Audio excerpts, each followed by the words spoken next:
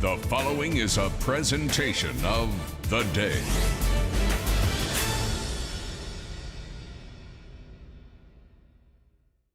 I'm always nervous before they go out. They could be the most prepared they've ever been in their life, and I'm still going to be nervous. I just can't help it.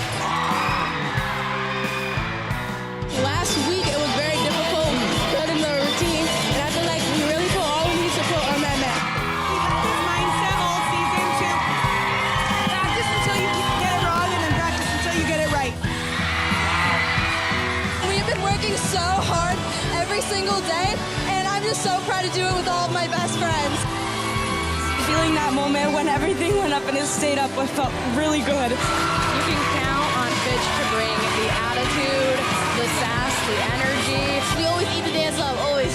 No matter what happens, we eat the dance up. That pyramid has been our most difficult stunt ever, and we hit that. We definitely hit that. Yes! Definitely some happy cheerleaders coming off that routine. The best feeling in the entire world. I feed off the energy of the crowd. The louder the fans are, I feel like it energizes us. The hometown crowd helps us out so much. It's so energetic, and we're really able to use that energy and put it all out in the mat. The Bears brought it. Oh my God, we just did amazing. Like, our energy was there. We really just put everything out there. That was the best we've ever done with that routine. They went full throttle, and they did not disappoint. A day like none other, even if it's starting a day late. It's the ECC Cheerleading Championships live from Waterford High School, where on this day, athletes from around the ECC get to display the talent and competitiveness that they've been honing all year long in front of a capacity crowd of family, friends, and people who quite frankly appreciate the spectacle that is today, and all of the action is live on game day. Game day is brought to you by Waterford Dental Health. Gear up for game day with a winning smile from Waterford Dental Health. Located in Waterford, it's your go-to top-notch dental care. Whether you need a routine checkup or advanced treatment, they got you covered at Waterford Dental Health.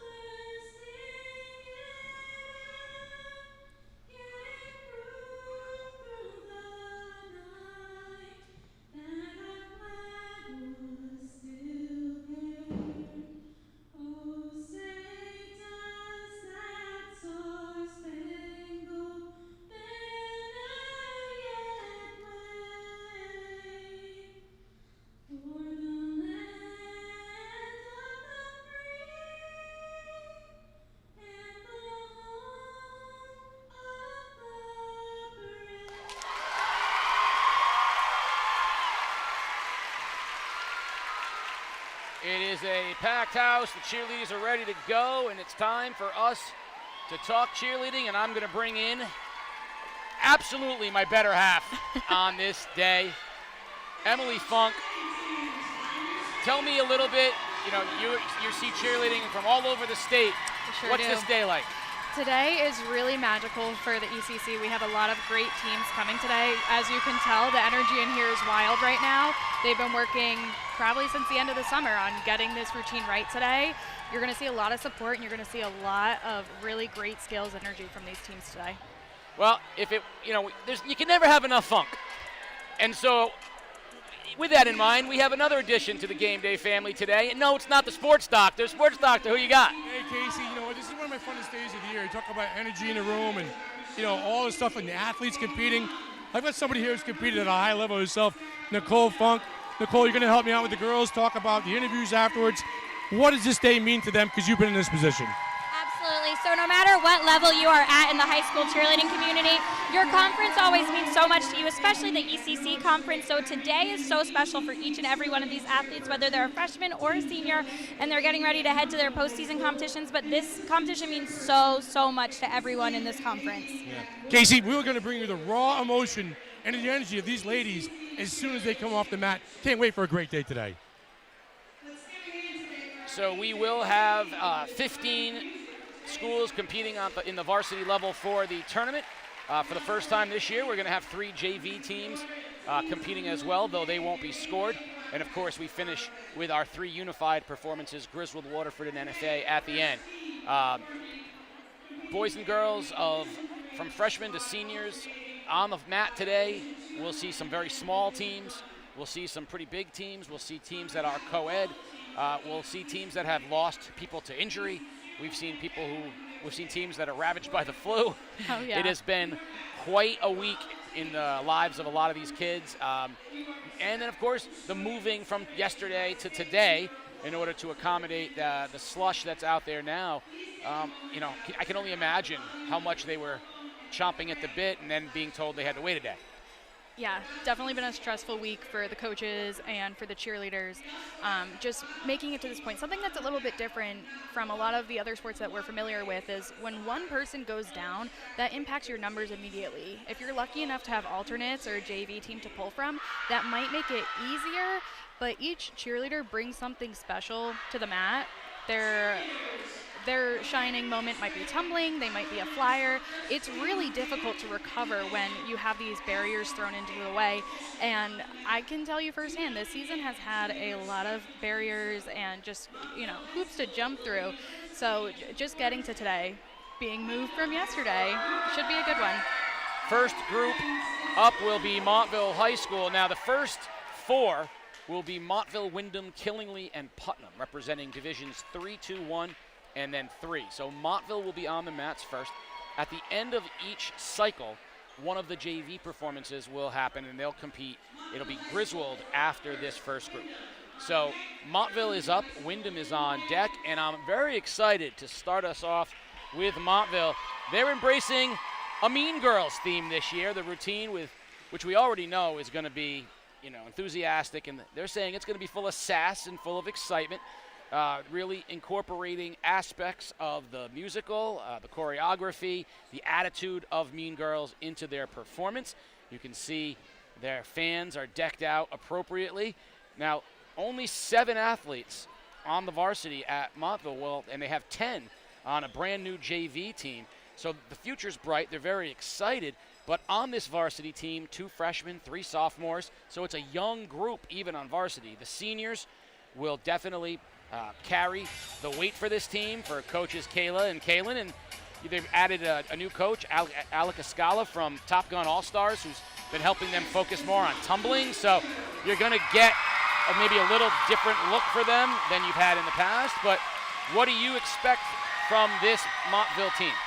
I'm expecting some high-level difficulty. So Montville has been at competitions nearly every weekend so far this year, and they've just been building on top of that. Their score has increased tremendously. I know that last year they weren't super satisfied with their placement at ECCs, so today I'm sure they're going to bring the energy and the sass, and having a theme is something really great to build off of.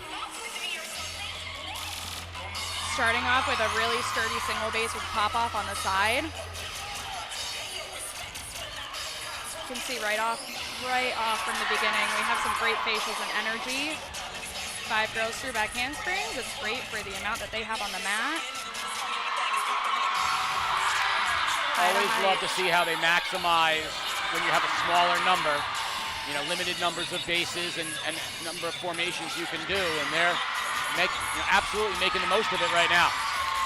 So far, they've hit all their elite skills in their main stunt, and they look pretty happy with that. Yeah, off to a great start. Here's that triple. Quad jump, love it. There we go. Good timing on those jumps, good flexibility. Oh, wow. Quick full basket. Beautiful height on that.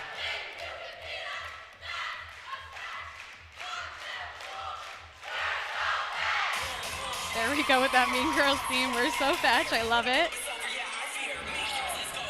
Now's the hard part. We're in the second half of the routine. They have to pick up that energy, find that motivation to keep pushing.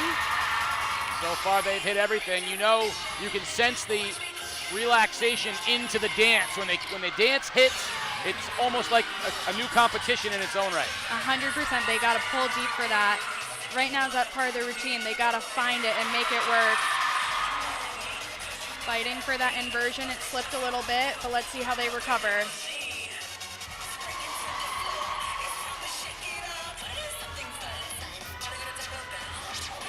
You aren't lying. Switch up. That's some strength that they have right there with the high to high out of that, right at the end of the routine.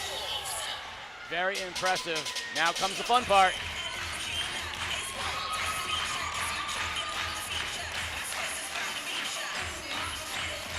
Great energy right to the end.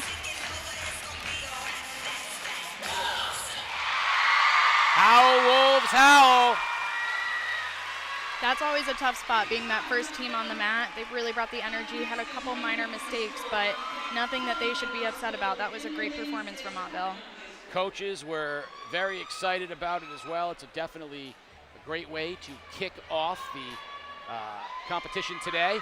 And we'll have a couple of the Wolves over with our sports doctor along with Coach. We'll find out what they had to say about the routine. A lot of energy. Seemed to hit a lot of high-flying stuff. Sports Doctor has a couple of happy Wolves. Well, listen, what an outstanding way to start the performance. You guys were first tonight. Did you feel a little nervous taking the mat? Honestly, I just felt prepared.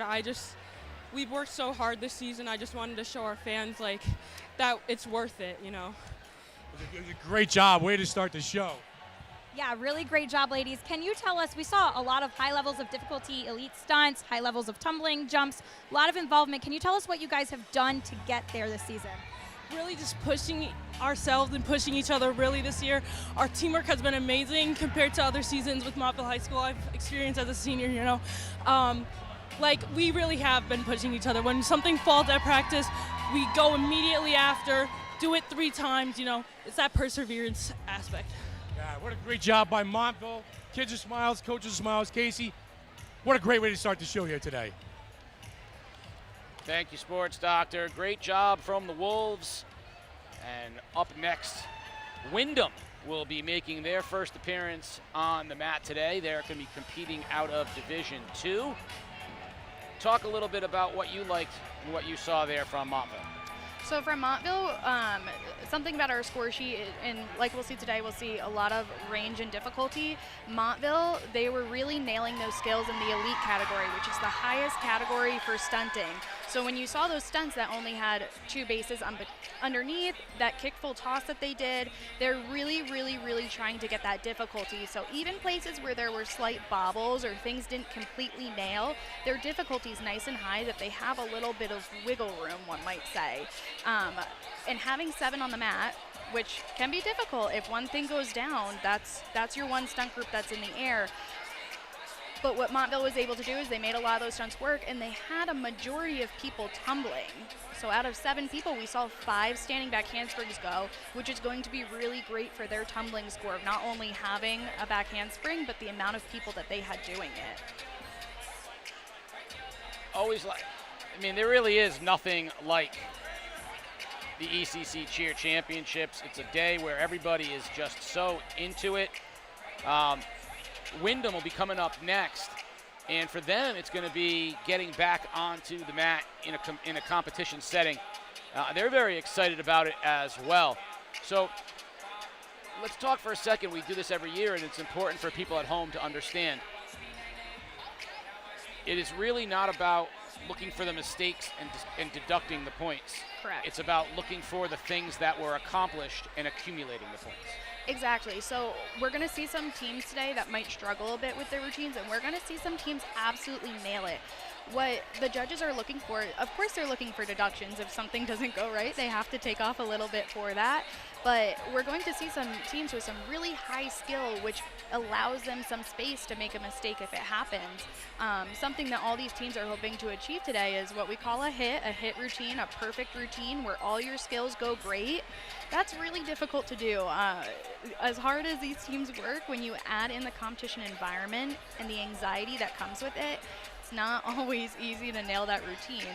So it's really great when teams do that, but a lot of it depends on the difficulty that they have. The higher difficulty that you have, the more difficult it is to hit those skills. And the party doesn't stop here as they're whipping and nay-naying. And what's crazy is a lot of these teams haven't gone yet, so they have those nerves, they have that excitement, and they're like dancing it out right now. They're keeping that energy up instead of hibernating and being nervous. I was one of those cheerleaders. No one talked to me, no one touched me, but they're having a good time, which is another really important aspect of this day. And what makes the ECC so special is we have these teams sitting right behind their competitors, cheering them on. They don't want to see each other fail. They want to have that valid competition, but they know that feeling of when that stunt doesn't work. It's devastating.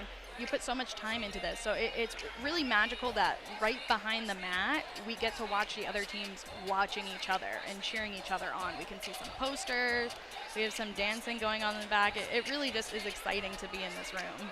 How did you prepare yourself for this day? As a cheerleader? Yeah. Back in the day? It wasn't that far back in the day, but okay. Something that we would always do, we just practiced a lot. But the day of, I remember I went to Montville High School. We'd always practice in the morning. We'd get in there nice and early, and we'd get ready together. As you can see, it's a performance sport. We have the hair, we have the makeup. Getting together as a team after we practiced, did the best that we could. Always in the back, you're going to see some teams doing a handshake. They might do a huddle. They might have something that hypes them up. They might have a team song. For me, I was always someone that needed to get into the zone. I needed to get game day ready. I needed to just sit there by myself and really think through everything that I was about to be doing. But some people can just dance right before they go on. I wish I was one of those people, but I was an anxiety-filled cheerleader. But once you get on the mat, they can't know that. So we are right at the time when Wyndham is supposed to be taking the mat. So we expect them out here shortly. But Killingly is lined up, so I don't know if there's an issue with Wyndham or not. We'll find out here momentarily as we get ready for our second team to come out and compete. Definitely exciting, and something that is always so tough about these competitions is the time in between each team. You just saw someone went, it was really exciting, and now we wait.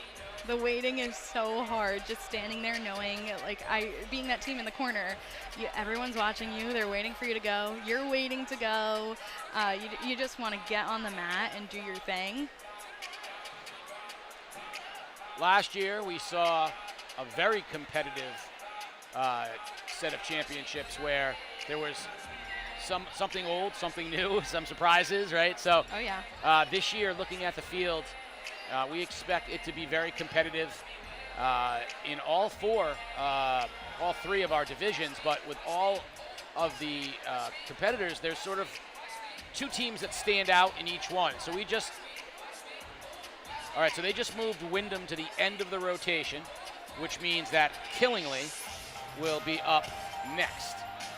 So while Killingly is preparing to come out, let's talk a little bit about Killingly. Coached by Tanya Corey, her third year at Killingly High School, and Grace Fisher in her first year. She was coached by Coach Tanya at Plainfield High. They've got 5 seniors, which in this competition can mean a lot. 5 seniors can be a very important bridge to success.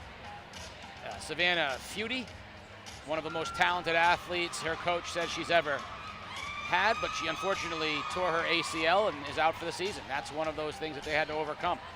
Captain Catherine Fisher, Captain Haley Shippey, who is an incredibly skilled flyer. Captain Sage Bukowski, and Lila Morin they have a very, very talented group of seniors. 2 juniors, 2 sophomores, and 3 freshmen rounded out.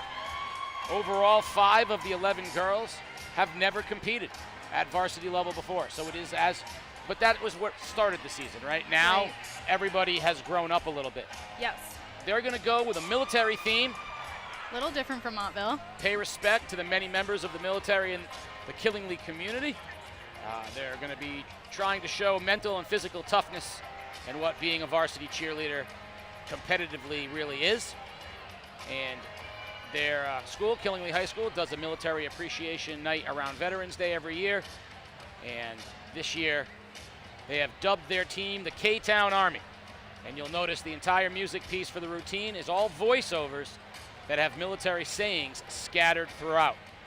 All the lyrics written by the coach. And Brian Moore did the voiceovers. Senior Catherine Fisher is the singing voice during the pyramid. It should be interesting. Let's see Killingly High School on the mat, our second performance here in the ECC cheerleading competition. Kicking off that military theme right off the bat, walking onto the mat.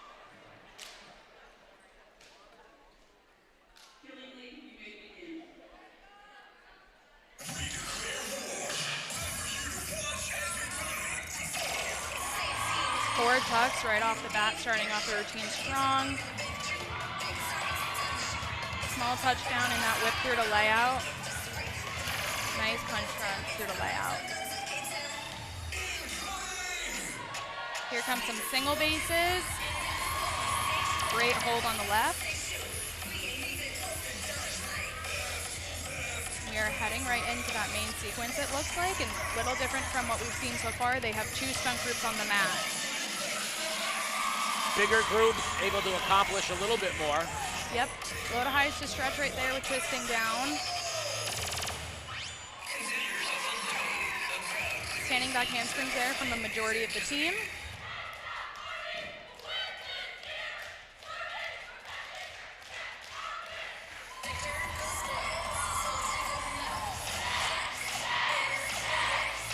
There we go with another quad jump. And great use of the mat. We're seeing something a little bit new. We're utilizing the corner. We have some tumbling going on while stunts are going on. Keeps it very entertaining. Something for everyone to see. Definitely keeps your eyes moving around. Yes, high to high TikTok. Let's hope that back group. There we go with the recovery.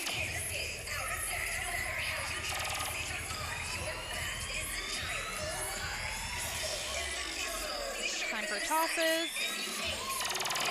Kick full tosses.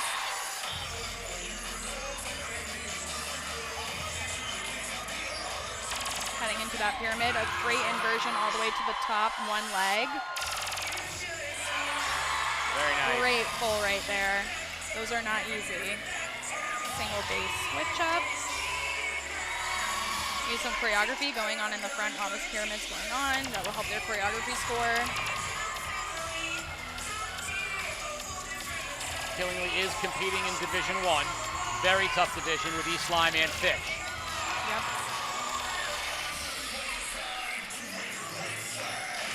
Time for that dance. Time to keep that energy up. Keep the crowd interactive.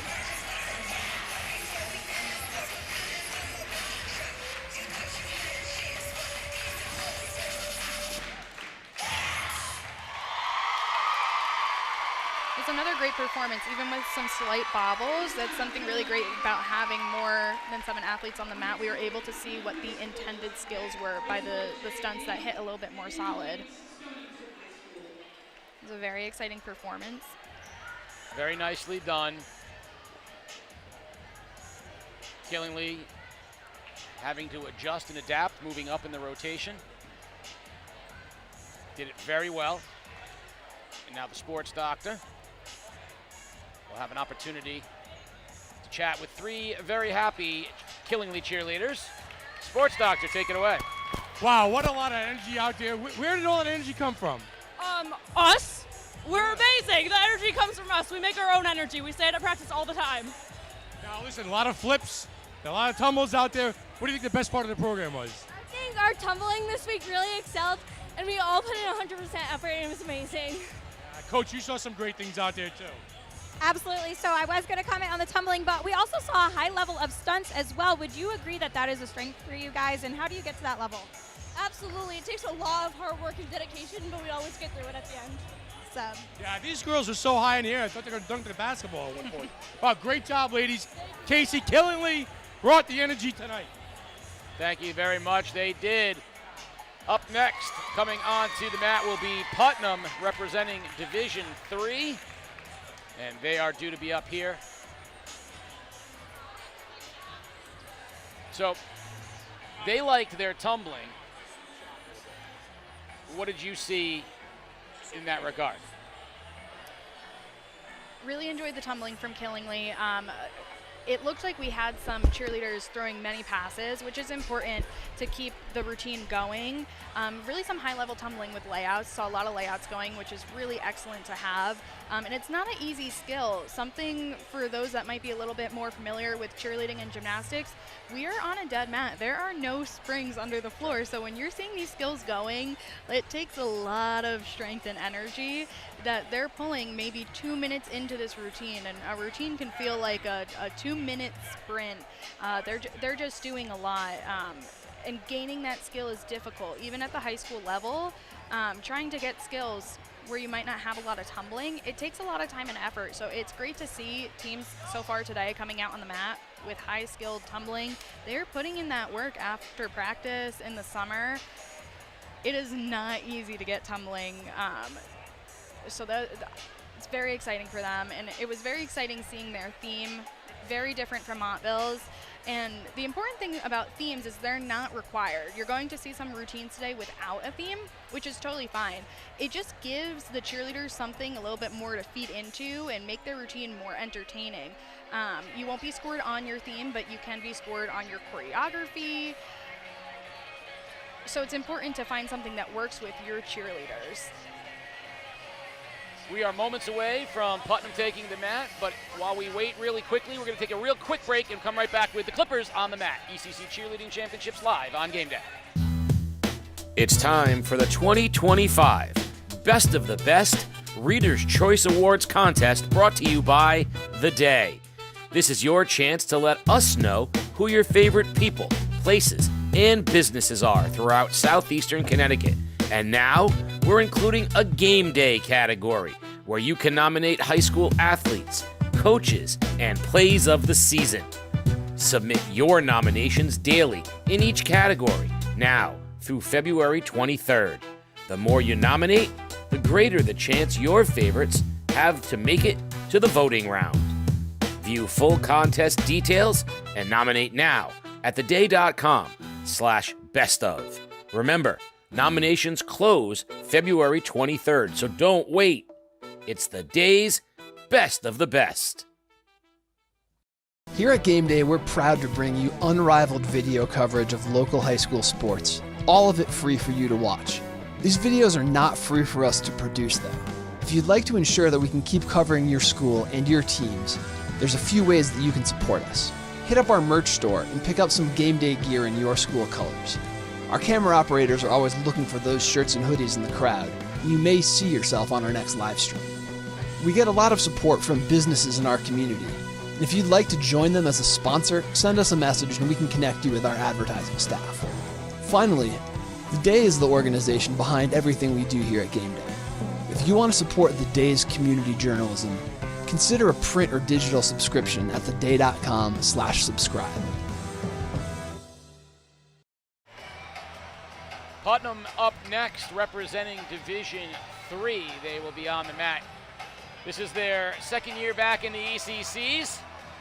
Last year they were the story of the competition, getting back onto the mat after so many years. And now they are coming back a second time so that it becomes, a standard at Putnam to have their cheerleaders in this competition. They have 3 freshmen on the team. Olivia, Alyssa, and Taylor. And they were coached by this coaching staff while they were in middle school last year, showing that connection to the middle school. Last year they competed in the novice beginner category most of the season. This year they've pushed for higher skills and were able to bump the team up to the intermediate division for their first competition, and they placed second. So constantly improving, constantly moving forward. They're still growing with low numbers, but everybody that's trying out is making the team because they can't afford to not have the numbers, so you're going to have some inexperienced kids still working hard. You'll notice a good luck thing before the competition. They put a heart sticker on the bottom of their left shoe, them and the coaches, because they want their entire team to put their hearts into that routine. And I do think, if I'm remembering correctly, they are coming off from a late injury this week, and that's nerve-wracking. They probably had to redo their routine in the past 48 hours. Excited to see what they bring to the mat this year. Yep. They did lose their only senior base, and so they had to replace a senior base. Toe touch basket and an aerial from the corner into a back walkover. Into a back handspring. Great job.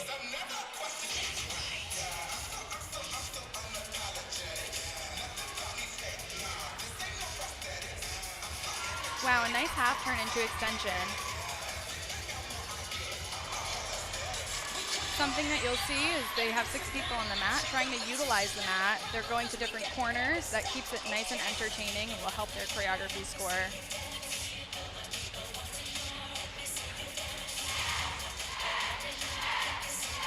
Another quad jump. We've seen just in our time together the evolution from the triple to the quad. Now quad's a standard. Yeah, I mean, it's a great, easy requirement to have on your team. It will get you in the highest range for jumps, difficulty-wise, and then you want to work on that technique, of course. Single base at prep level with a lib. Great job. And rewind down. They're working on some elite dismounts. This is great.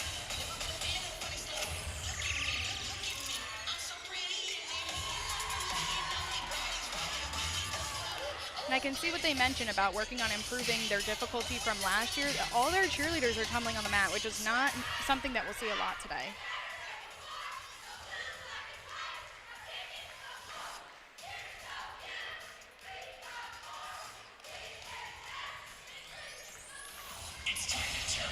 So it looks like Putnam opted to do a 4-8 count long cheer, which is really difficult. You're tired at this point in the routine, so it's awesome that they were able to do that. Heading into our pyramid with 6 people on the mat. They're utilizing a shoulder sit. Did a nice layout there.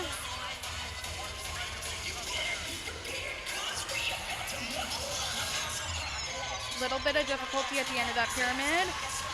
They're taking some deep breaths. They're ready to recover.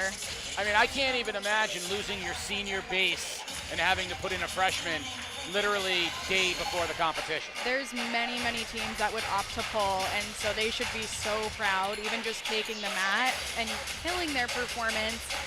They have so much energy right now. They did a great job finishing that routine. It's really, really not easy coming back from an injury and having to make those changes. They should be very proud of themselves, overcoming adversity and able to put a routine out today. Sports Doctor, you got a couple of clippers. Couple of clippers here. Listen, Coach talked about raising the bar a little bit this year out there.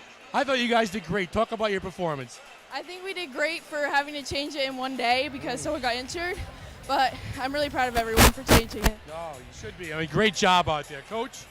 Yeah, so we did hear that the last 24 hours haven't been the easiest for your team. Can you kind of walk us through, just give us a little something about what you guys have done to keep your spirits high for today? Well, we really just had to push each other and just give each other lots of corrections and overall just be super close as a team to really understand the mechanics of every stunt, and we had to fight for them to really just be great for each other and not just ourselves. Some way to overcome. Yeah, that's a tremendous job. I mean, girls, you guys did great. Casey, adversity out there for Putnam, no problem at Waterford High School. Here's an opportunity, our first JV performance, the Griswold JV, as we wrap up our first section here of our ECC Championships. So exciting having JV teams performing now, and we've seen a boom of JV teams in the state this year. Last year, I could count on one hand how many teams I saw throughout the whole year. And so even just having 3 competing today at ECCs is huge for this conference and is a testament to all the work that the coaches and the athletes are putting in. That was a fun toss to start out, some cute motions. They have 6 taking the mat. They did a great half turn up to extensions. These are fantastic skills for Griswold to build off of going into their JV team. It's a great opportunity for these cheerleaders to be prepared when it's their turn to take the mat as varsity. And there's, you see there at the JV level, Triple jump. So something really great about the score sheets in Connecticut is there's opportunity to build.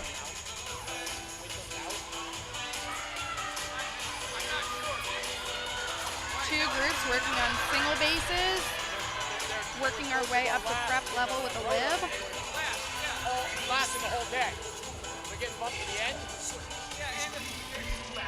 They're going to go 50.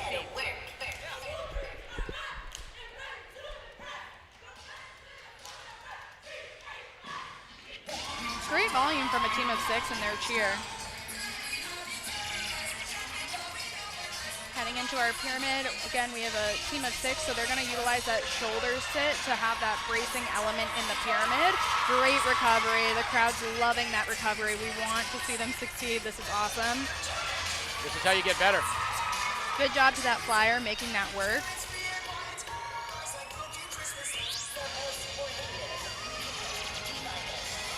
Wow, great strength from Griswold JV right there with that single base. You see the coaches love it.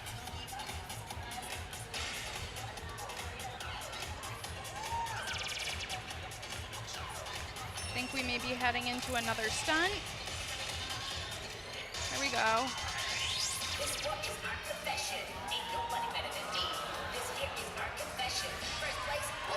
Some motions going on behind the stunt to add to that choreography. Coaches are sticking with them. I love it. Imploring them, let them, you know.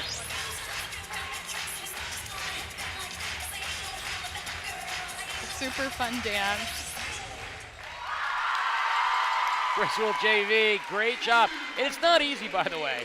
No. Being a JV team, stepping onto the mat in the midst of the varsity competition, I mean, that's asking a lot.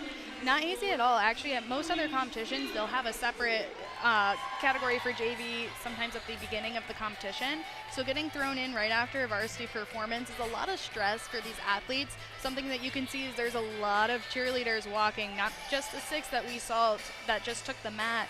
And that's something really wonderful about these programs, being able to have a JV and a varsity program, is the support that the athletes have for each other. You have friends within the 2 teams. You know, you might assume that because there's 2 teams, there's a little bit of competition between them, but you know that those are your future teammates, and you want to cheer them on to success because they're just going to help your program get better and better. Well, it's time for Stonington High School, the Bears, to get onto the mat now. Talk about overcoming adversity. Brand new team, 5 girls, and they suffered a last-minute injury, which means they're going to be competing with 4 girls again. Only 1 girl, Brooke, has competed with this team before. The others are all brand new to high school competitive cheer. 3 sophomores, 2 freshmen. So, Jaylyn, she's going to start as the flyer in the seat. You'll see her up in the beginning. She's been thrown in as the flyer on Tuesday. So, wow. I mean, this is just one of those things. Raquel is a tumbler, started cheer for the first time during this season. So, you know, we've got some experienced groups here. Stonington's coming in, you know, with 5 inexperienced, and they say no problem. They get an injury, no problem. You know, someone has to jump to a new position, no problem. Wow. And they're competing in Division II, which is not easy, you know, with the likes of Waterford, Bacon Academy. So, you know, give the Bears credit. They are overcoming adversity. They are resilient, and they are taking the mat in the 2025 ECC Cheerleading Championships. Really excited to see Stonington today. As we've seen the past couple of years, they're working on building that program. Sometimes when you see high schools with a lot of cheerleaders, that could be due to just how many people are accepted on the team, how big their youth program can be. That's a huge builder for a lot of these towns. Not every town has the same advantages as each other to get them ready for today. So we will see teams today, and we have seen teams today that their first time cheerleading is when they enter high school. Some cheerleaders we've seen today have maybe been cheering since they were 3 or 4 years old. So there's a lot of opportunity. I mean, and we don't know a lot of this going onto the mat. The judges certainly don't know. They just see a team ready to compete. They have no idea what is going to happen on the mat. They don't get to know in advance what skills they're going to see. So it's really important that along with your skills, these cheerleaders have the energy and good attitude. The judges don't know what they were supposed to be doing. If their stunt doesn't work, it doesn't go up, they have no idea what they were supposed to do there, which is a big, piece. We see them smiling at the back of the mat right now. They want to have those smiles on their faces. Everything is all right. We know that they had some injuries and some sickness. The judges have no idea.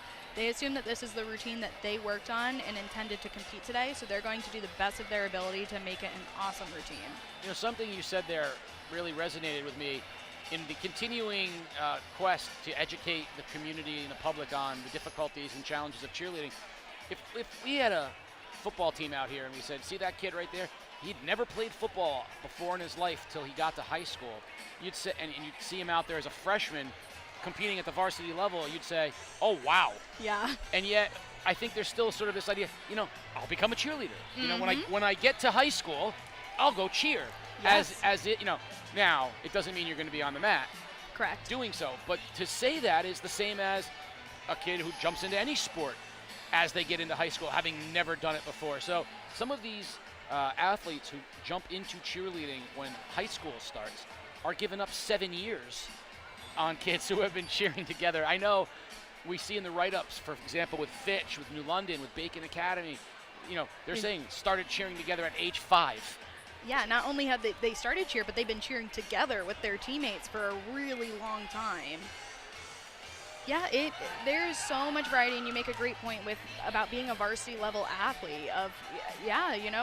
Football, they have a couple more options. They might be able to pick and choose, but cheer's pretty special because there's so many different areas. I mean, you could join soccer as a freshman in high school as a goalie because maybe other sports that you've played before really influence it. We'll see some people today that maybe have never cheered before, but they've danced, they've done tumbling, they've done gymnastics.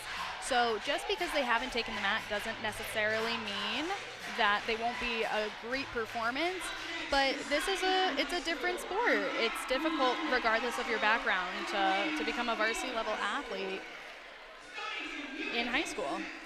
Here come the Bears.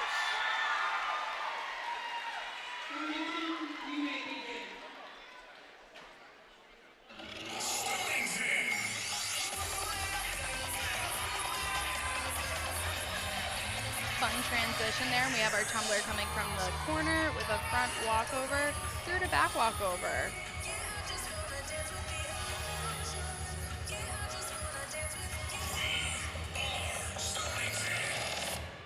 Here we go with a single base at side stand level. With 4 on the mat, you can really only build one stunt group. You have no other options, so they might be in new positions.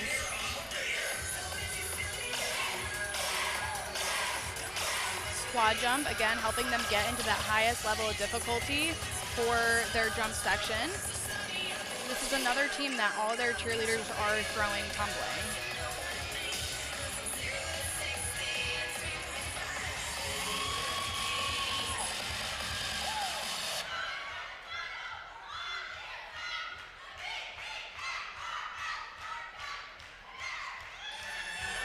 Great volume for a team of 4. I mean, you have to truly be screaming to try to get your words across to the judges and to the crowd, especially in an atmosphere like this. We call that a teddy when they're doing a straddle in a stunt. Nice clean prep.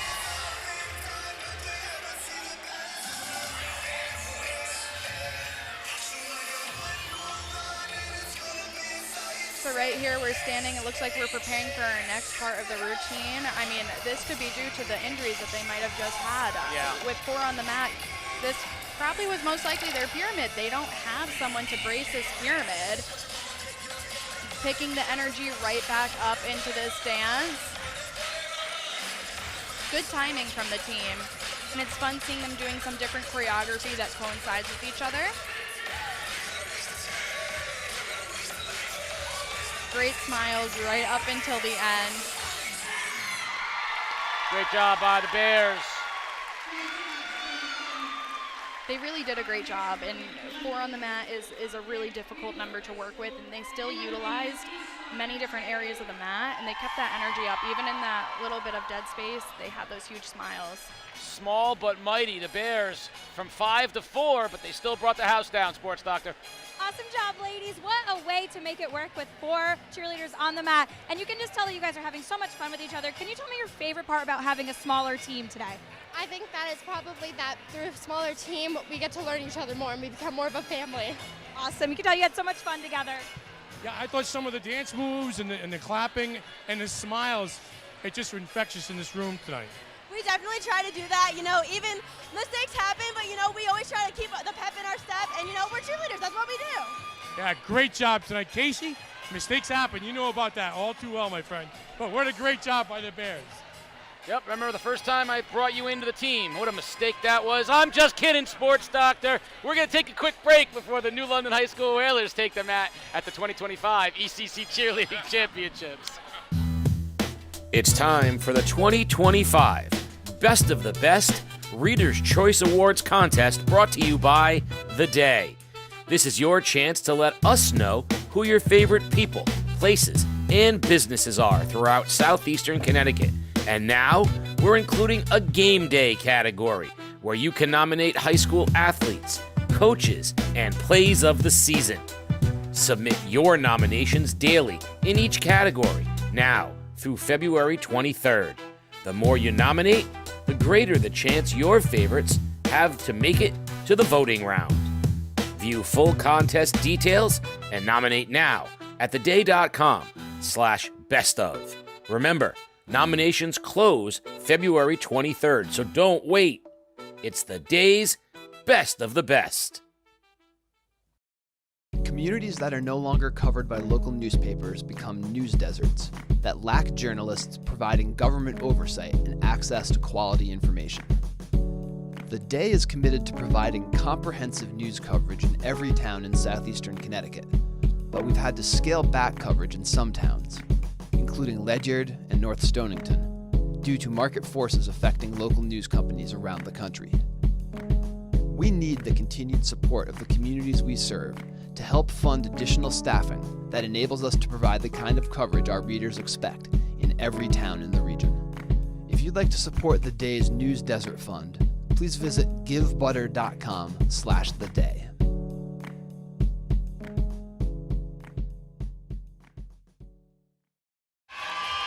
Time for some cheetahs to take the mat here. New London High School with a cheetah theme. Coaches decided to bring back the cheetah theme. So the captains asked if they could go all cheetah, and they got, you'll see it, Cheetah Girls music. New London, 3 returning seniors. The Fab 3. Fab 3, led by Tatiana Pemberton, Ayana Mitchell, and Leilani Robinson. Those 3 are all-state caliber and all-state, actual all-state cheerleaders. So you have to, you know, base your routine around your strengths, right? So let's see what they can bring. We've seen them co-ed in years past. This is the first time they've been not co-ed in the past maybe handful, 5 years. Yeah, really excited to see what they bring to the mat today. We have Coach Deb Huntington, who's been with the program for a long time. She works really hard with this team. And New London's a town that has a lot of talent from a lot of different areas. And you'll see that play into the cheer team.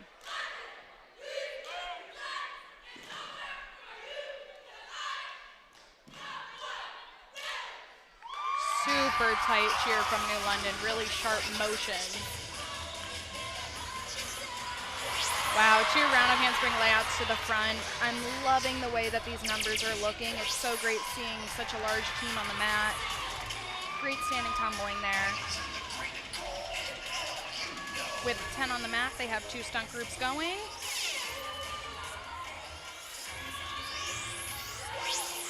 Nicely done. Great inversion up to prep. It's fun. I love the transition while the stunt is going. We have that group in the back. We're doing that single base.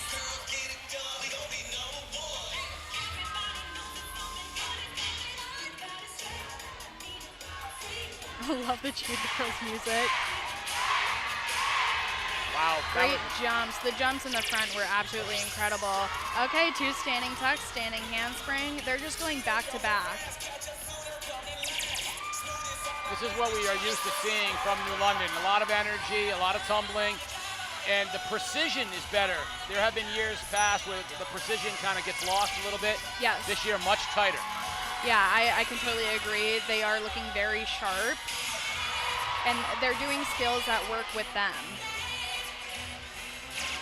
Good recovery there.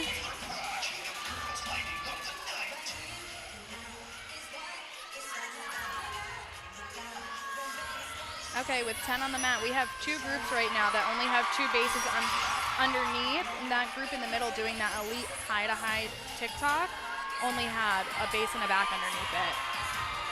Fun choreography mid-pyramid. I love that. That is just so on brand for these Cheetah girls. We had a half-turn switch-up going there. A little bit of trouble making that happen, but that flyer is not letting it show. She wants you to know that she's proud of what she just did.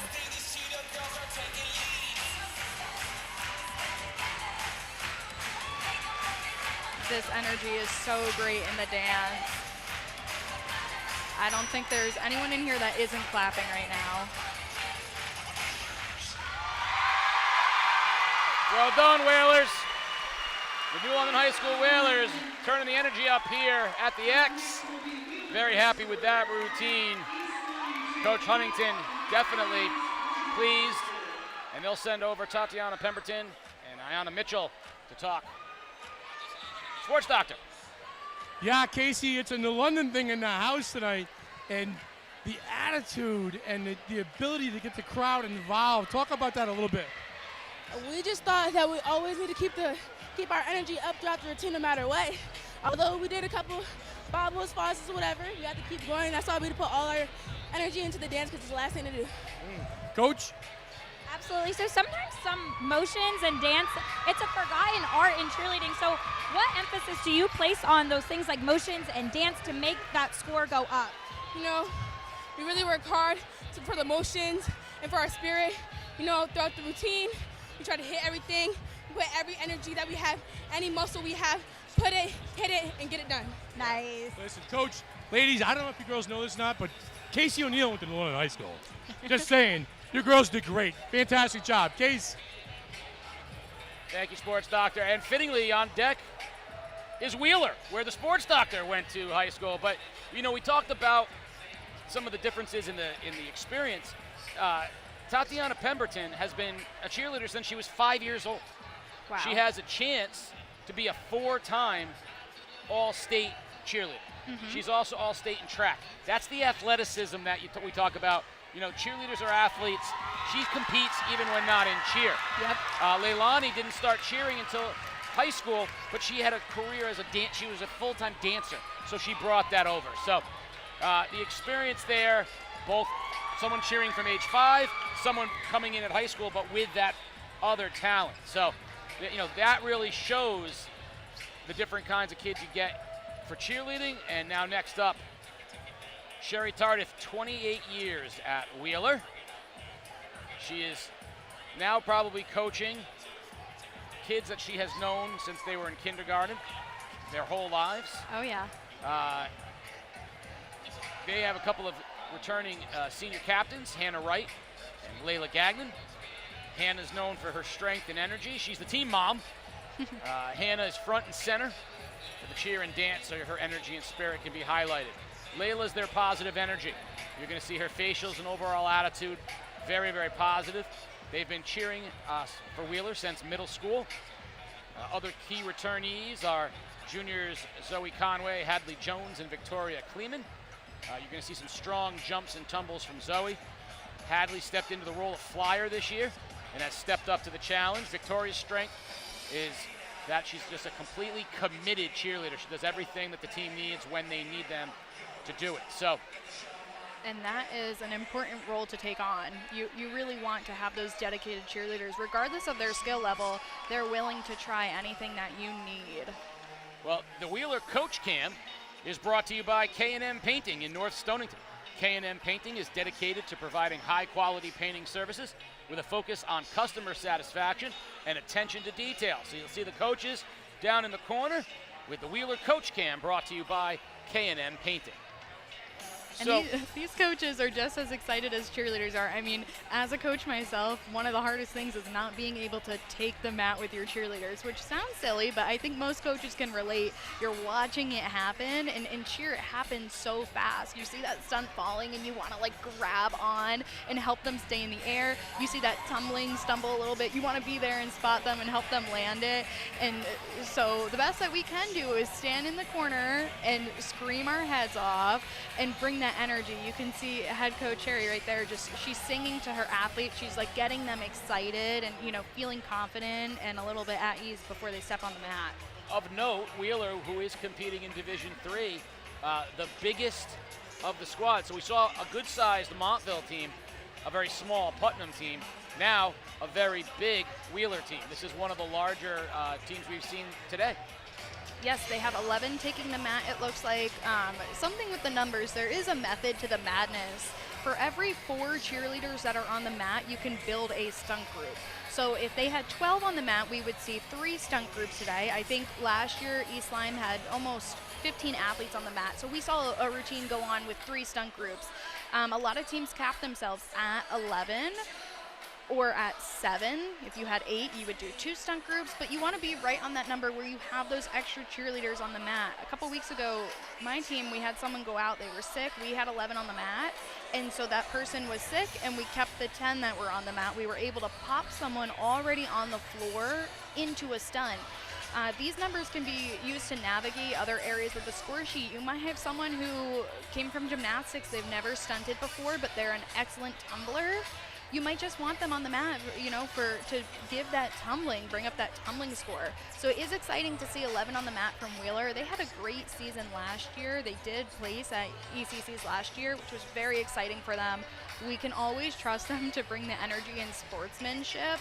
They're almost always sitting at the back of the mat while the other teams are going on with posters for the other teams, which is kind of crazy when you think about it, but that's the energy that they like to bring, and sometimes that's the good karma. It helps them to compete better. They know that they put all the good out into the universe. It's bound to come back to them.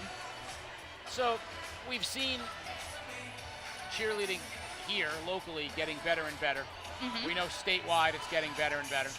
I go back to 20 years ago when ESPN was looking for content, and I saw the Texas High School Cheerleading Championships, and I kind of lost my mind.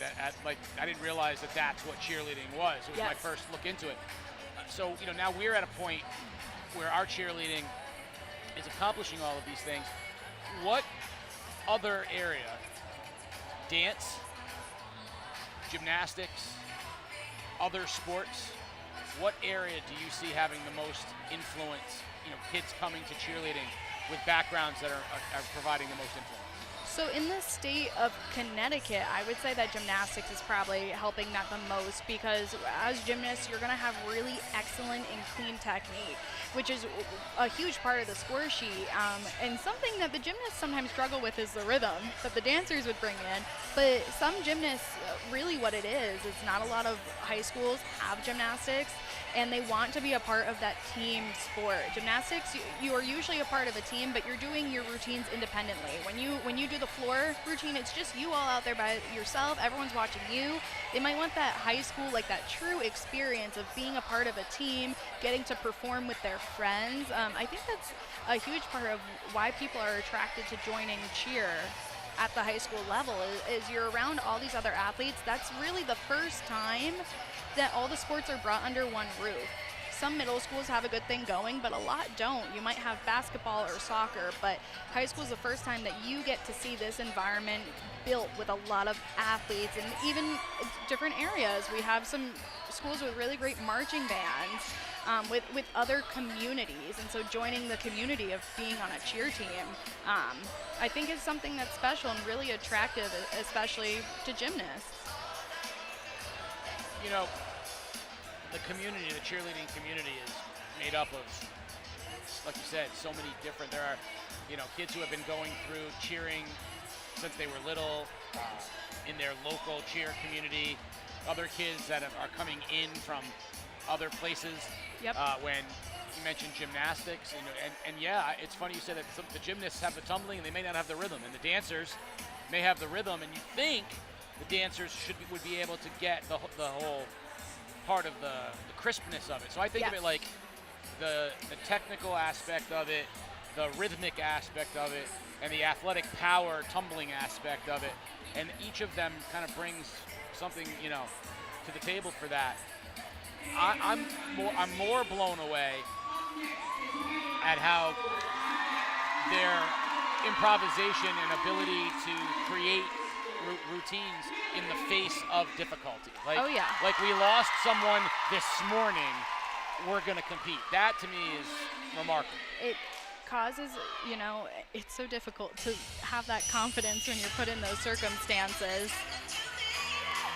Two very clean back handsprings right in the front. Like, that's the technique that the judges are looking for. Single bases with some great strength.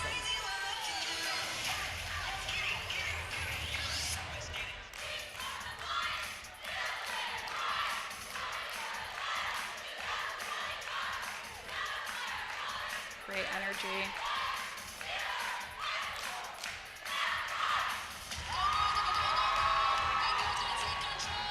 Great cheer from Wheeler with some volume and some great motion technique.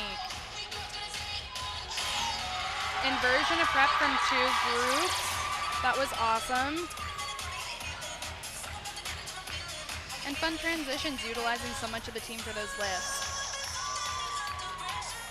It was a great mix of tumbling. We had some forward rolls, front walkovers, cartwheels. Well done. Quad jump, and I don't know if you agree with me, I thought those were very clean, which is something that we don't get to see a lot in that quad jump.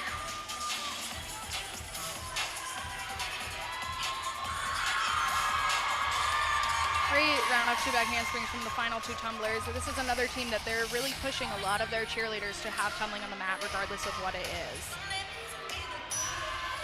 Quick toss to the top. Look at those bases really fighting to get that in the air. I like they really pushed that up. I like the strength with which they got. I mean, they sprung her forward. Yes. Double brace, single base with a high to high. We're recovering that right there. Didn't catch perfectly, but they kept that flyer in the air. She kept that smile on her face.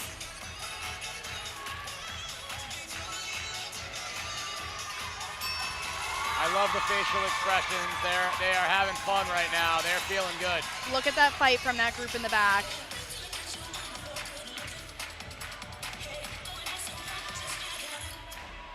Oh wow, great toss. Love those punch-out tosses. Those have really great height. The sass and the energy is so fun from this team.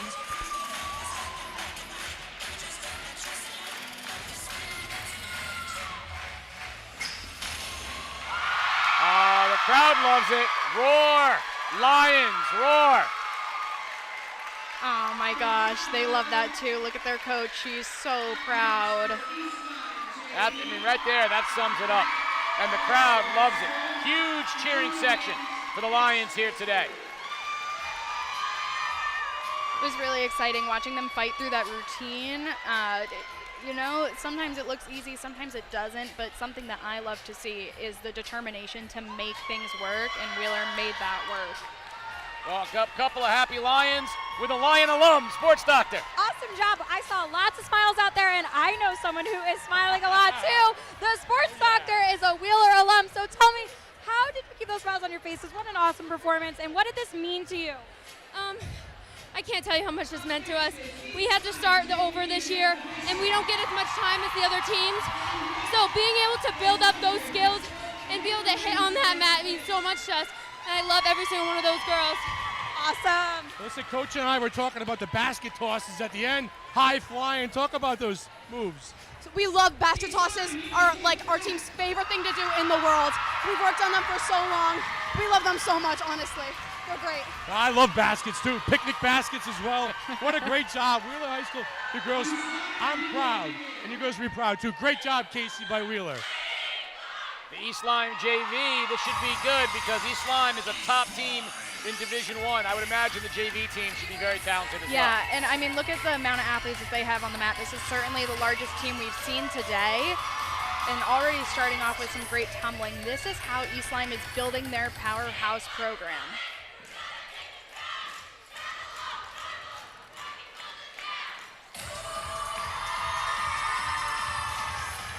East Lyme has a great youth program, a middle school team, a JV team, and a varsity team. We had some single twisting baskets there. That's a great skill to build off of with kick full tosses that you'll see from a lot of our varsity teams today. I mean, this is impressive for a JV team. Certainly.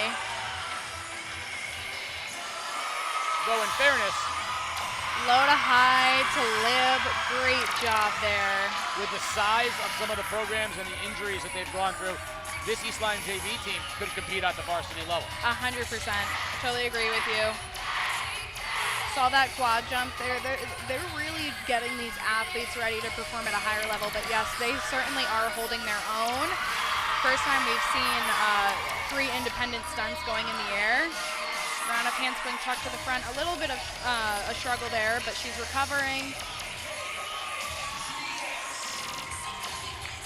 Another team that's pushing hard to get a lot of tumbling on the mat. Tumbling is so important and is a forgotten art of the sport. You want to have as many tumblers as you can. Single base libs. That was great. In our pyramid session, great low to high to flex. And they're utilizing different flyers here, which is a great way to train them for getting ready at the higher level.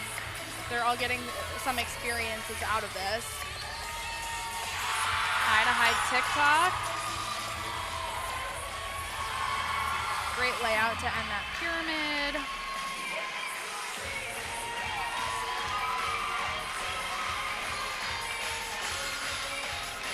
This is a great amount of cheerleaders to see on the mat.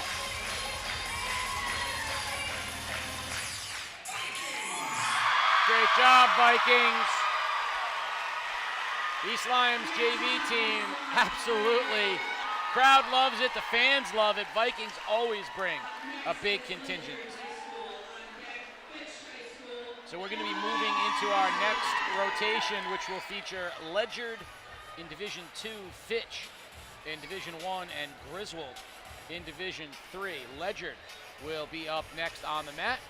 And before we talk a little bit about the Colonels, give me your, I'm not holding you to this, there's no point totals, just give me your first impressions so far of is there a team that surprised you, a team that stood out, something that's kind of, you know, let's tease the finals here. I was really excited with Killingly's performance today. I've gotten to see them a couple times this year, and they have great choreography and they have a great amount of skills. They are a team that sometimes can struggle putting that together on the mat. The past couple years at ECCs, they've had that struggle on and off. So it was great this year having 11 athletes on the mat, I believe, from Killingly. We got to see those 2 stunts in the air. New London, I was really impressed with New London's performance. Yeah. They cleaned up a lot over the past couple of years. They've always had that energy, but something difficult about cheer is you kind of have to contain it. You have to stay nice and sharp. The judges can love your energy all that they want, but if your motions are sloppy, you're gonna get a not so hot score on that. So I was really impressed with New London, and I'm excited to see what's to come from them. I know the past couple of years have been a struggle. They've dealt with the injuries. They have some things that go on. So seeing them take the mat today, and only 3 of them being seniors, I think they have a really bright future. And of course, I have to mention Montville. It is not easy being in that first spot, taking the mat with 7 athletes, and they pretty much nailed the routine except for a couple of issues in the pyramid. But still, really some spectacular performances that we've seen so far today. And it's really great to see the difficulty grow in the ECC over the past couple of years and seeing some teams returning their first, second, or third years back. And there's right there, our Wheeler, always top of the sportsmanship ladder. They got their signs, right? Because like you mentioned earlier, they're all about cheering for everybody. And you see them holding up Ledyard, who is going to be on the mat next. Now, over the past 3 years, a Ledyard cheer program has transformed into a really strong group of athletes. Yes. They've made a lot of progress, and, you know, it's a testament to the program's health. Bailey Johnson is the only senior competing today that has cheered all 4 years of high school. All the other athletes are fairly new to competition, but at the same time, they're all about next man up, and in part that's inspired their theme. They're also using an Army theme. Yep. But they made note that, hey, they're the colonels. They get dibs on the Army theme, and their theme this year, the saying is, they're ready for war. So they're coming out today to compete, and Ledyard Colonels representing Division II up next on the mat. I'm excited to see Ledyard. I know that just a couple weeks ago they had to unfortunately scratch from their first competition due to an injury. So they're taking the mat today with a redone routine, and let's hope that they can really bring the energy.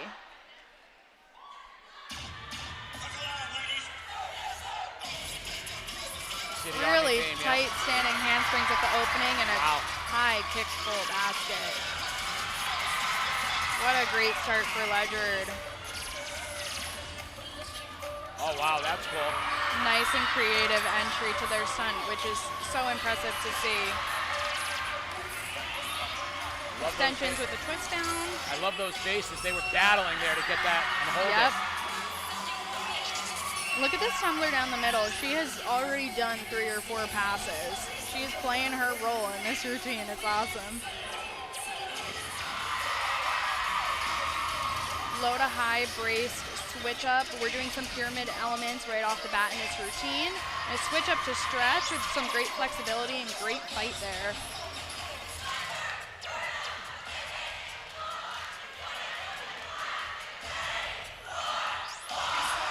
Very nice. I really am enjoying the visuals and the cleanliness from Ledyard. Great quad jump right there. Wow. 6 standing handsprings.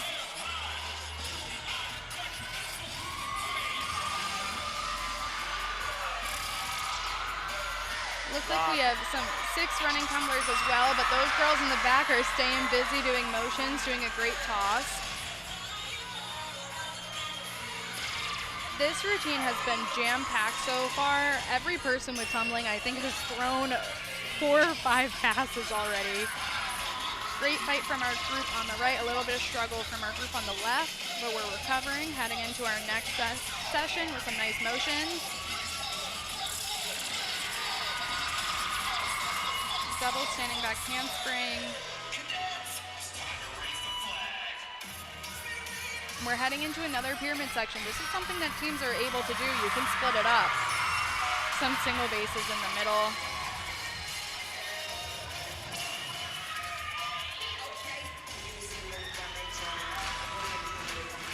Dance section is still looking nice and clean from Ledyard. I really enjoy their formations.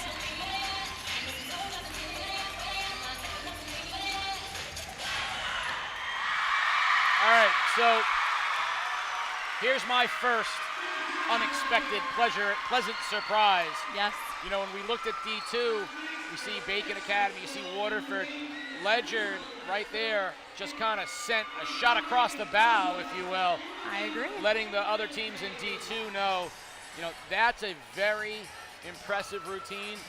Near flawless. They, you know, like you say, a couple of hiccups, but very close to flawless. I'm interested to see if they think it was as good as I thought it was, Sports Doctor. All right, wow, what a great job out there tonight. How do you guys think you did? I think we did amazing. I think that's one of the best run-throughs our team has ever done. I'm extremely proud of our team, and I think our coach is ecstatic right now over the phone. Yeah, great stuff. Coach? Yeah, awesome job. We saw a lot of tumbling in that routine.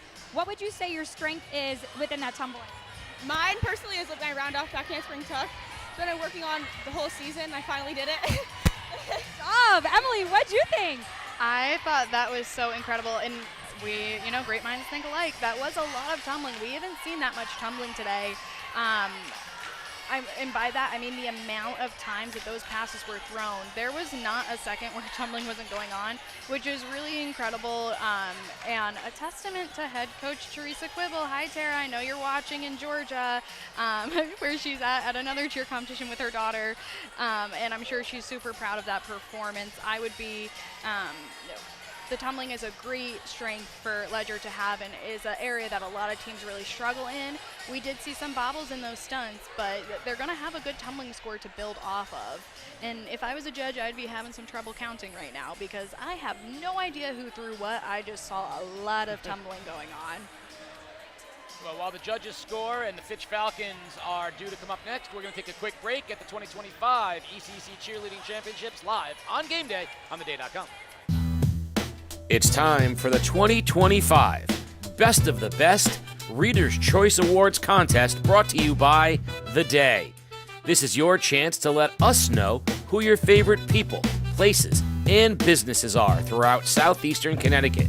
And now, we're including a game day category where you can nominate high school athletes, coaches, and plays of the season. Submit your nominations daily in each category now through February 23rd. The more you nominate, the greater the chance your favorites have to make it to the voting round. View full contest details and nominate now at theday.com/bestof. Remember, nominations close February 23rd, so don't wait. It's the day's best of the best.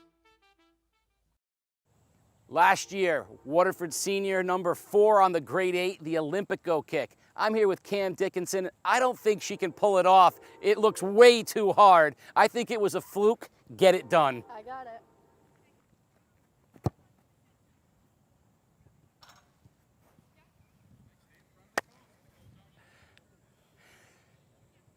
That was just too easy, and that is a grade 8 play. Send in your best plays and see if you can beat that and make this year's grade 8 Olympico style. Relive a century of history from the perspective of southeastern Connecticut with the new hardcover book, Front Page News, A Century of Big Stories in the Day, 1881 to 1981. This 136-page limited edition book captures the pulse of a region and a nation, showcasing the day's most iconic front pages from its first 100 years. Order today at theday.frontpagesbook.com. Well, don't tell me that the cheer community isn't tight. That's the New London High School Whalers, fresh off a fabulous routine here, in crowns and in shirts, representing a cheering section for who? Oh, just their bitter bridge rival, the Fitch Falcons.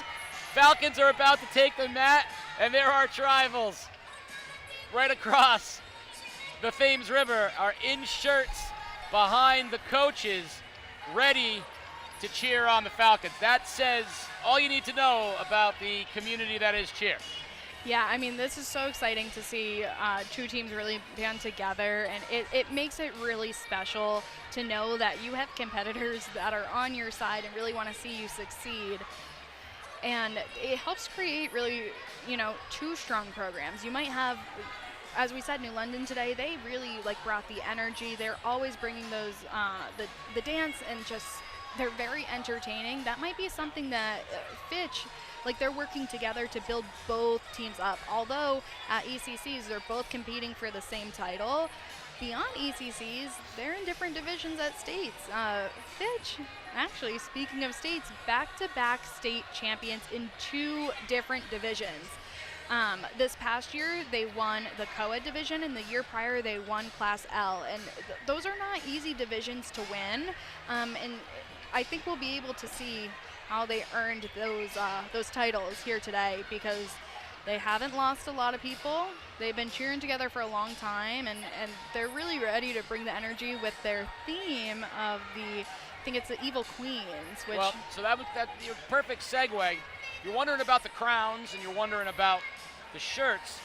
Well, they've embraced the Fitch will reign has been the overarching theme. That's their trademark. Yes. This year, however, they got a little spin-off on it, and they're calling it's the villains. And so they're embracing their villain, which I think you have to be, because you mentioned 2 state championships. They didn't win ECC championships. Yep. And I know that tugs at them, that they win at the state level but haven't won an ECC championship.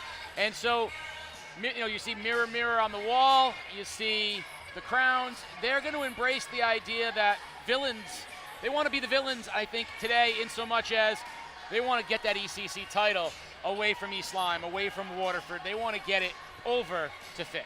They want that title back, and Fitch and East Lyme actually both won state championships this past year. As I mentioned, Fitch in the co-ed division, and East Lyme took the title in Class L. So right now, with Fitch still being co-ed, they're in those separate divisions, but we could see them going head-to-head again at states in the coming years.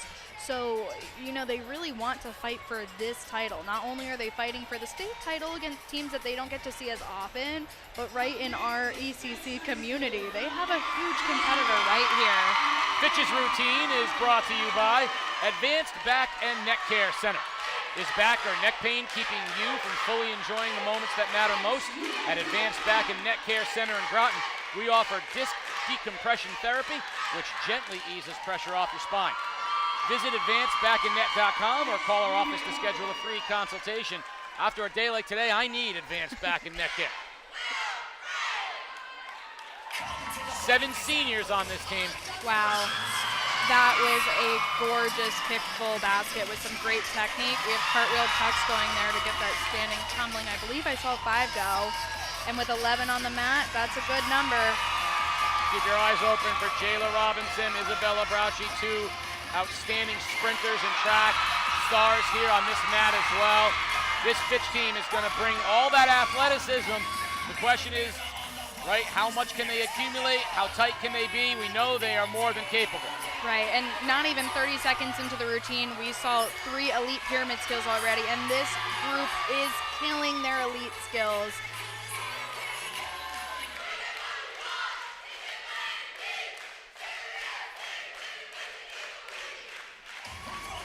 So coaches are liking it so far, too.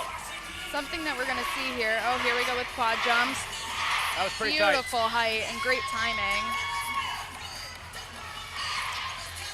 And a clean toe touch there to really show their technique. So Fitch is really stacked with skill. So even though that first stunt might have missed some of those skills, I have no doubt that they're going to do more than what they need to. And here we go back into stunting with 3 single bases. And right after beautiful tumbling, I mean, this is stacked so far. Quick toss up to lib, all the way from the ground, they toss that to extension.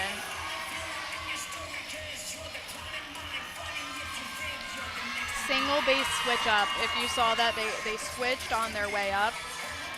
Takes a lot of skill to be able to do that. We're heading into more pyramid skills.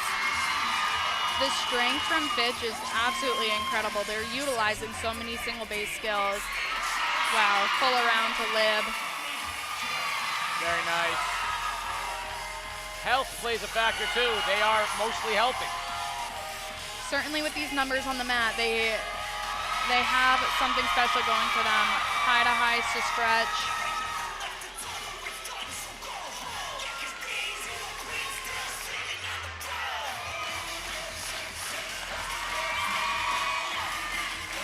Not surprised with such a fun dance from Fitch.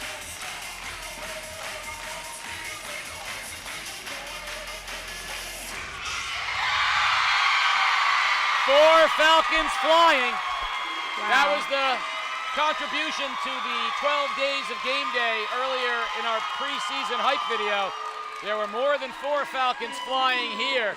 The Fitch cheerleading squad is flying high and thrilled with that routine. And even with that, I think the only mistake that we saw was that one stunt group on the side that missed some of their skills.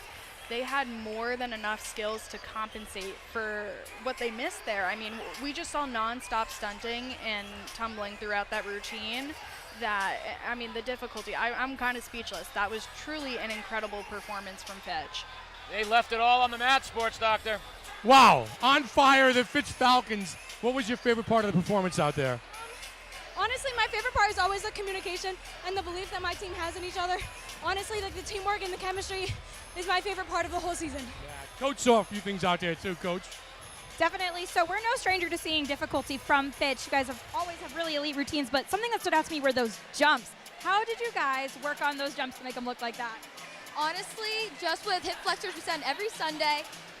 Yes, we do work in the mat, like on the mat and in practice, but we go home and we put in the work. Awesome. Emily, if I recall, you had pretty good jumps too. How did you make your jumps so good? Something about jumps is you have to just keep doing them. My team, I coach Cheshire High School high girls, they hate jumping. And we know it. We say that. We know this is your least favorite part of the routine, so that's why we're going to do it 10 times before practice starts, because it is an energy suck doing those jumps. You're just, for a full 8 count, jumping as high as you can and using your whole body. So doing drills and just reps, just jumping over and over and over is how you can get those jumps to improve. Well, while the judges score this one and we wait Griswold to come on to the mat, we'll take a quick break here at the ECC Cheerleading Championships live on Game Day on theday.com. It's time for the 2025 Best of the Best Reader's Choice Awards contest brought to you by The Day. This is your chance to let us know who your favorite people, places, and businesses are throughout southeastern Connecticut. And now we're including a game day category where you can nominate high school athletes, coaches, and plays of the season. Submit your nominations daily in each category now through February 23rd.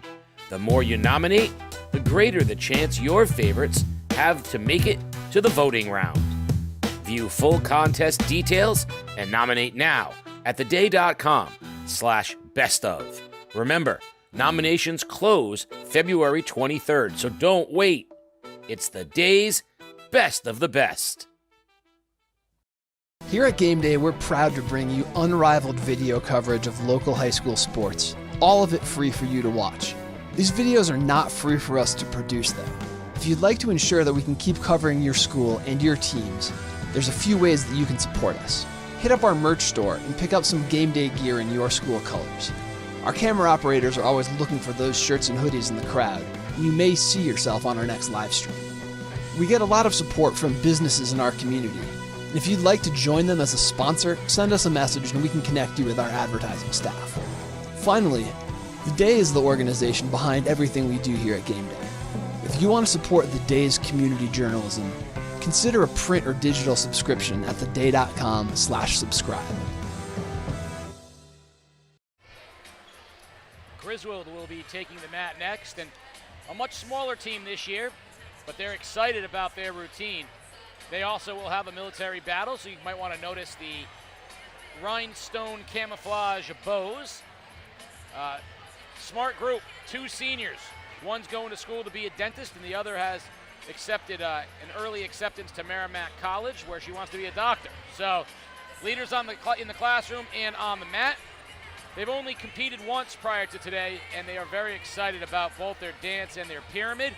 They say the dance is sassy. The pyramid skills have been a work in progress.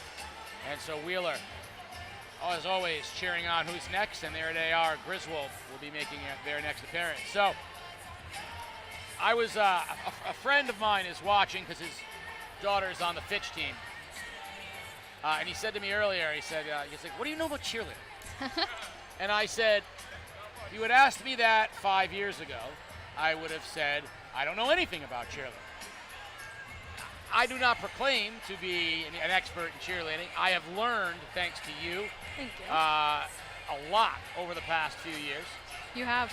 And the thing that I have learned is something I don't necessarily know how to describe, which is the eye test. I used to just look, and whatever caught my eye, I was like a fish, right? Yeah. Whatever was down, oh, look, there's whatever was shiny and moved around. Now, I'm able to actually look and see certain skills. I'm actually able to see, degree of difficulty, things that I never could have seen before. So I'm not as much of a fish as I used to be when I was just easily distracted. And I say that in reference to Fitch. Fitch's routine was absolutely eye-popping. It caught your eye. But the degree of difficulty on a bunch of their stunts, the 3 different bases that they had going to set up, that's stood out to me. It's not everybody's fault that their teams aren't big enough to do that, but when you have a team big enough to do it, to take advantage of it and maximize, even like adding the toe touch after the quad jump was something that we haven't seen yet. So right now, lots of great performances, but that Fitch one kind of stood out for me as the best blend of difficulty and showmanship. Well, there's no doubt about it. If we had seen the exact same skills with a group of 7, it would look different. I mean, it's without a doubt entertaining to see multiple groups on the mat. I mean, it just, and when it works, I mean, it just makes it super exciting, and it's great to see all the athletes, all the hard work that they did to get to be able to have 3 of those stunts go up. It wasn't just easy, them being able to do that. But you're right with the eye-popping thing, and, sometimes that's because there's so many skills to try to fit into a 2-minute and 30-second routine, and sometimes it's a technique. You might be trying to do a skill that you're not perfect at, so let's do a tumbling pass in front of it. So you might miss the little bobbles. There's intention behind a lot of this choreography, but Fitch is one of those teams that regardless of what they do, you are paying attention. Their motions are tight, their jumps are high, they are clean, they're entertaining, they're confident, and their degree of difficulty is very, very impressive. Which is why they're a 2-time defending state champion. Of course. No more words needed.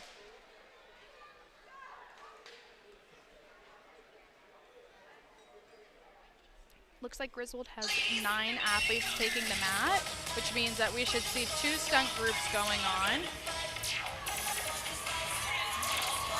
Nice round up tuck and some creative formations starting off the routine.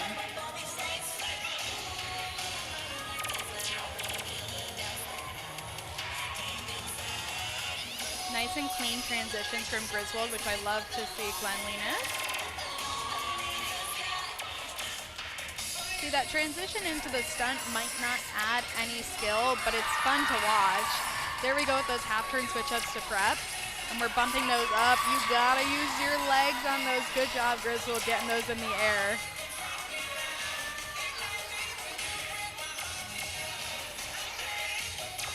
Lots of big motions from Griswold and trying to keep it tight. Here we go into jumps with the quad jumps.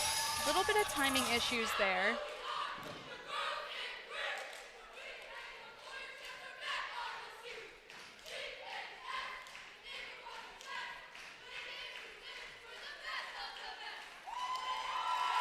Single bases to stretch at prep level.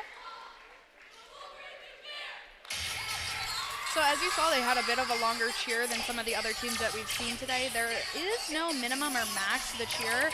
Most teams opt to use a 2 8-count long cheer just to really display your voices. It is tiring doing a long cheer, but for some teams, that is your strength, your voice, and your expression. Fun transition there from Griswold. I believe we're heading into their pyramid. Yep, they said they've worked hard on this.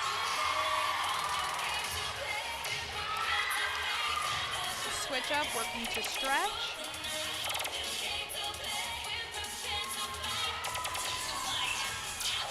That was so super fun. We're doing an inversion up. Missed the foot a little bit there, but here we go with that recovery.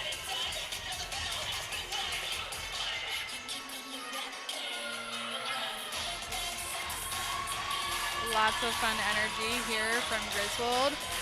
Trying to recover that energy. We might have missed a couple skills in the pyramid, but they want to make sure that you're remembering the fun of the routine. Wolverines. Part of you is happy that it's over. Part of you is disappointed that it won't last another 5 minutes. 100%. Yeah, those 2 minutes and 30 seconds are tough when they're going on, but it never feels like enough.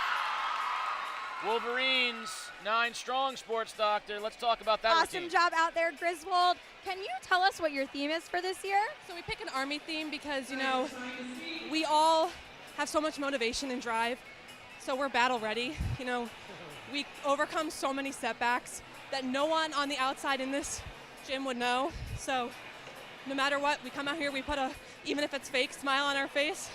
And we do it for our coach Shannon, who could not be here today, but we love you so much. Awesome, battle ready. Yeah, how much fun is it out there with your teammates? It's so much fun. I love all of them, and I'm so proud of every single one of them. Great job, ladies. Case?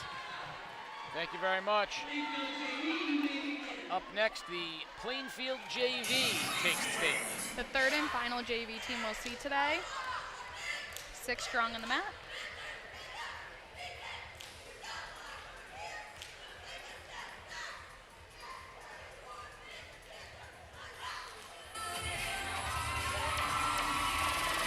So while we got to see 3 JV teams today, there are actually more teams in the conference that have JV programs. Montville has a JV program, and I believe Fitch has a JV program or alternate varsity team. They have a lot of members in their program too, which is just really so incredible to give these athletes an opportunity rather than kind of sitting on the sideline and watching. They're doing the skills that they're capable of as they're learning more.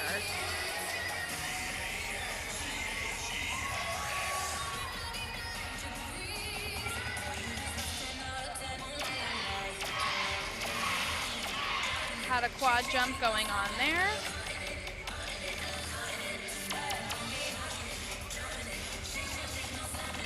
Working on some full team tumbling there with cartwheels. And that was, you know, something that we talked about Fitch doing, that individual jump on its own. Wow, great job. Get that height.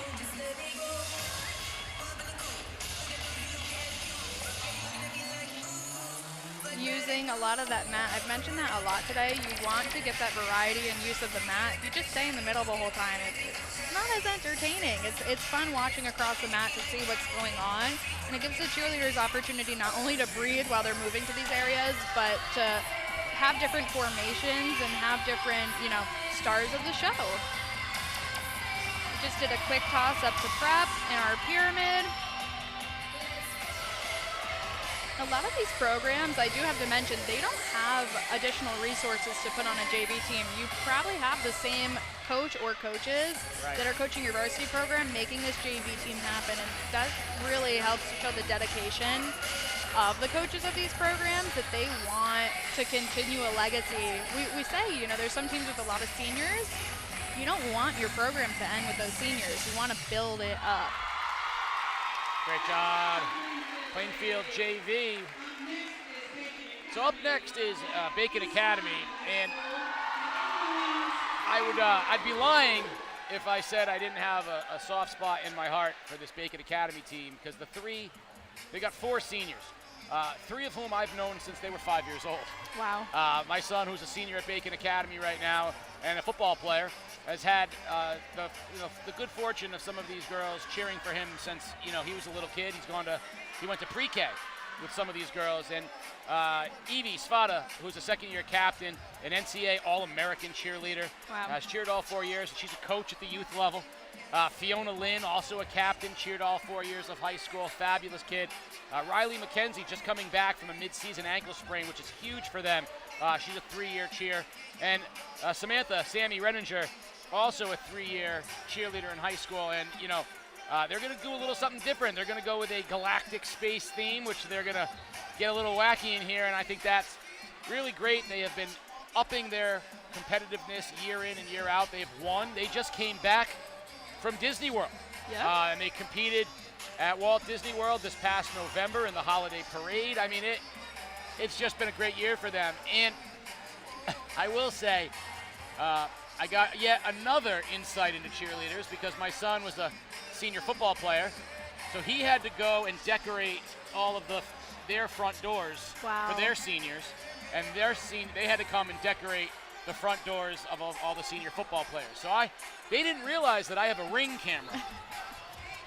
So I have about 25 minutes of Bacon Academy cheerleaders outside in my portico trying to decorate the door And they were practicing their stunts. They were getting up on each other's shoulders and doing actual pyramid, and the bases were lifting kids up because they were decorating 10 feet high.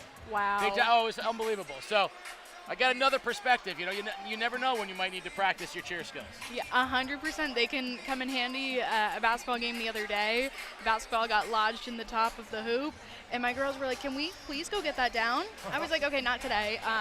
Competition season." But yeah, it is fun, and I love that the football players and the cheerleaders are like, you know, supporting each other, which is really special to see.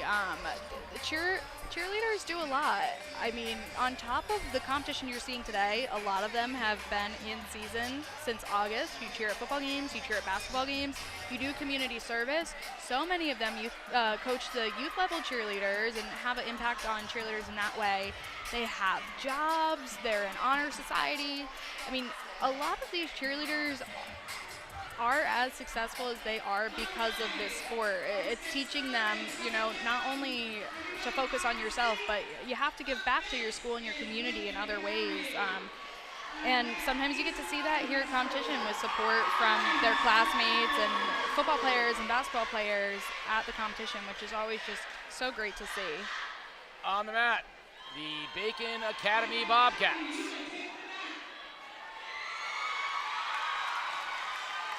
You can see from their fun bows, they're out of this world. They're ready to get a little fun with us.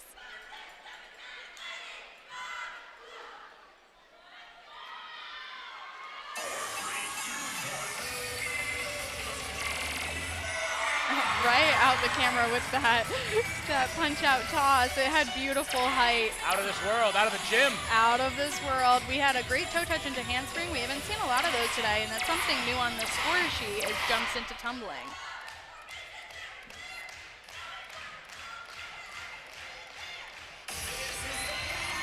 This is another team of 7, as you can see, so we're going to be utilizing one stunt group, but in pyramid skills like this, you can have a single base going, and single base high to high, not an easy skill, and they were pretty solid with that.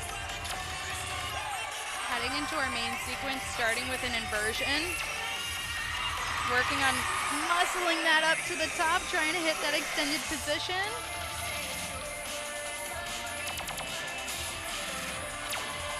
There's fun formation there. I think I saw 4 back handsprings, which is a good number with a team of 7. Low to high switch up. Fun exit from the stunt. I love seeing the creativity from teams today. Round of handspring to the corner, and we bring our eyes back to the middle for some more stunting. Good catch on that.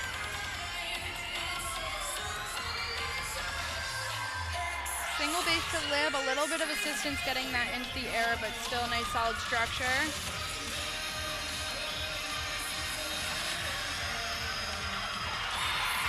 Three tumbling passes to the corner to try to get some synchronization points. This is something we don't often see. Nope, we're in the back left corner doing some more pyramid skills with a half turn switch up. We have a backless prep bracing that, so your elite skill has to be pretty solid so we don't knock everyone down. Another inversion, fighting to get it to the top.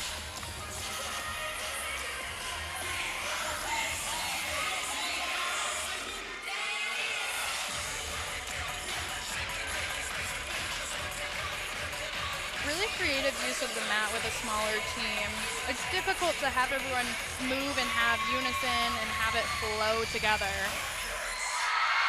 Good job, Bacon Bobcats. Coaches are thrilled. And a big pile on the mat of happiness. Yes, their faces right now, they're so excited. I see some tears from the coaches, happy tears. They're really proud of what they just did. Group hug there. They just must be so proud of what they did. They're going to send over, after a hug, Evie, Svada, and Fiona. Fiona Lynn and Evie Svada, come on over and talk to the sports doctor. Hey, what a great job out there today. What did you enjoy the most about that program? I loved our dance. I love how much we communicate and how much we love each other. We hyped each other so much, and we just showed it out there. We hit everything. Hit everything indeed. Coach, what'd you say? I saw a really awesome routine. Tell me what that meant to you. That meant so much to this team. Has been through so much this season. So many injuries that we come back from. So much illness. We have made so much progress in such a short amount of time. I could not be prouder. I'm so proud of them. Yeah, great job. There is really no better feeling. Casey and Emily, what'd you think? I thought that was an incredible routine. As we know, it's difficult with a smaller number on the mat, and they kept us entertained the whole time. They had some really great stunts going. I'm not positive that all of them were in the elite category, but that's okay because those stunts were getting up, which is important. The judges need something to judge. And I really love their energy throughout the entire routine. And, you know, as much as we want to talk about difficulty and skill, I think the best part was seeing how proud of themselves they were after that performance. That group hug, it truly is so special. It is such a short performance for the amount of time and work that they've put in, whether it's been for months or for years. If they started out young, you only get those 2 minutes and 30 seconds to really deliver. And if I was their coach, I'd be very proud of the performance they just put on.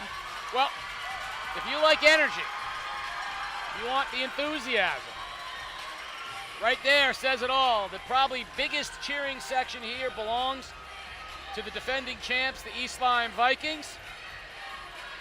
And they are going to try to bring the house down. A very strong group of seniors.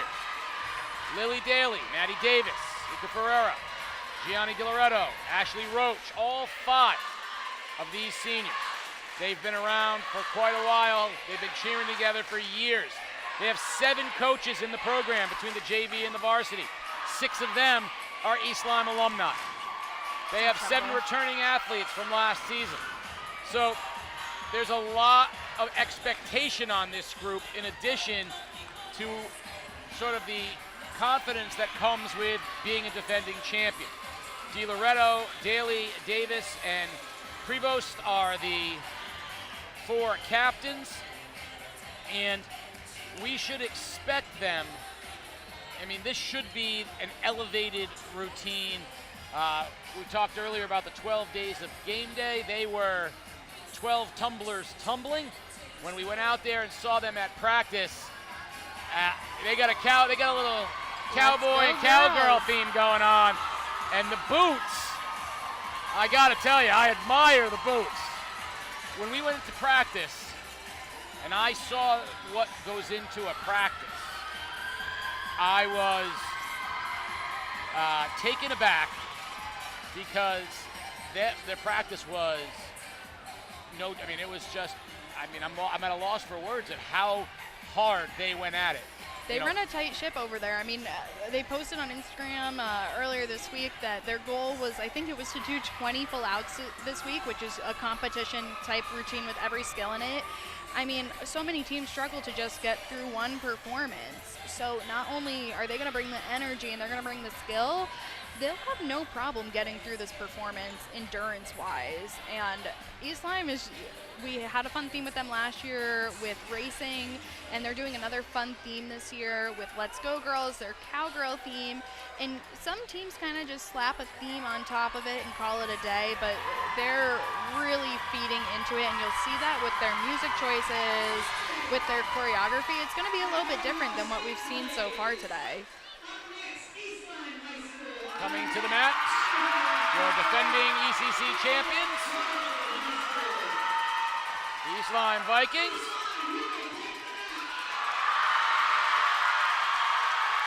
And something we haven't seen a lot today, they're entering the mat with some signs, some props that they're going to use right off the bat, feed into that theme.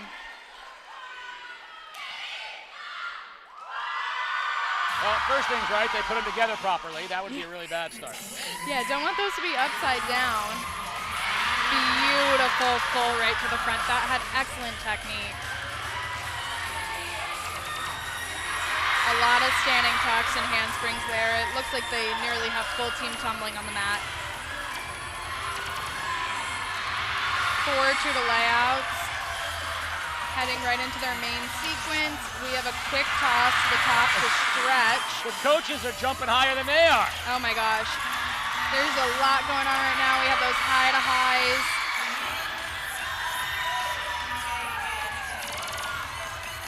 And you can tell the team is feeding off of the energy right now.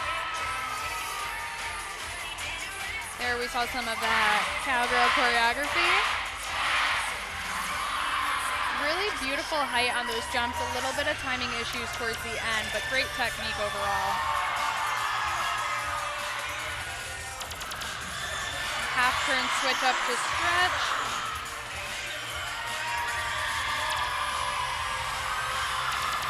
A little bit of timing issues there, but I'm sure we're gonna see a strong recovery.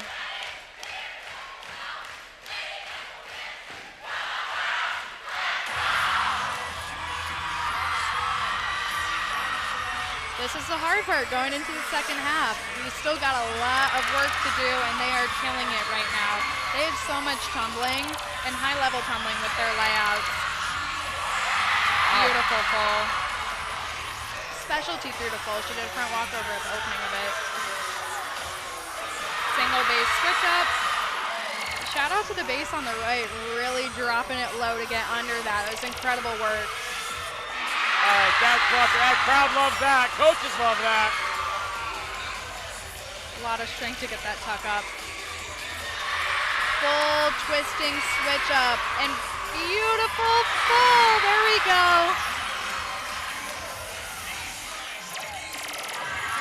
Kick full tosses. So much energy from the team, from the coaches, from the crowd.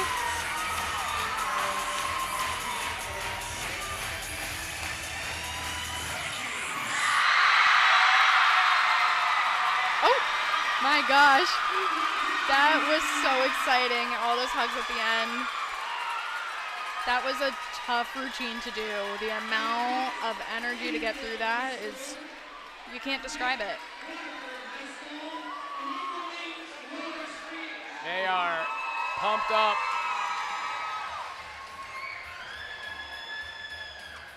And the sports doctor. Vikings, they had to defend the championship. Let's see how they did. All right, insane performance out there by East Lyme. What was your favorite part of the performance? The dance, because when we get to that dance, we're so proud of each other. We're so proud of all the work we put in, and we just know we can just hit that dance, and that is it. Yeah, great job, Coach.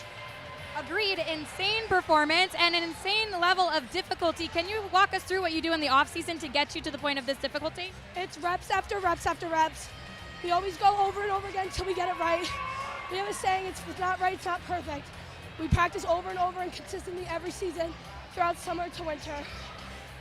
You know, one thing I do realize is it's not about the 3 minutes. It's what happens in that 3 minutes. And Casey, Coach, a lot went on in that 3 minutes. Absolutely jam-packed. I mean, Casey, from the routines that you've seen today, like what was different with that one for you watching? So I compare it immediately to Fitch. Right? It's inevitable to not compare those two routines. They're the two teams that we sort of expected that from. Yes.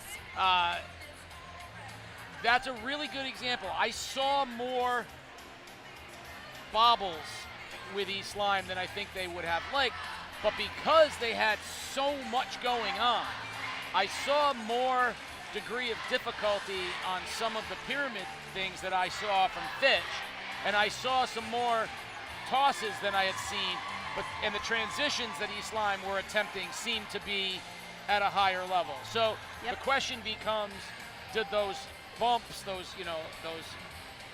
little missteps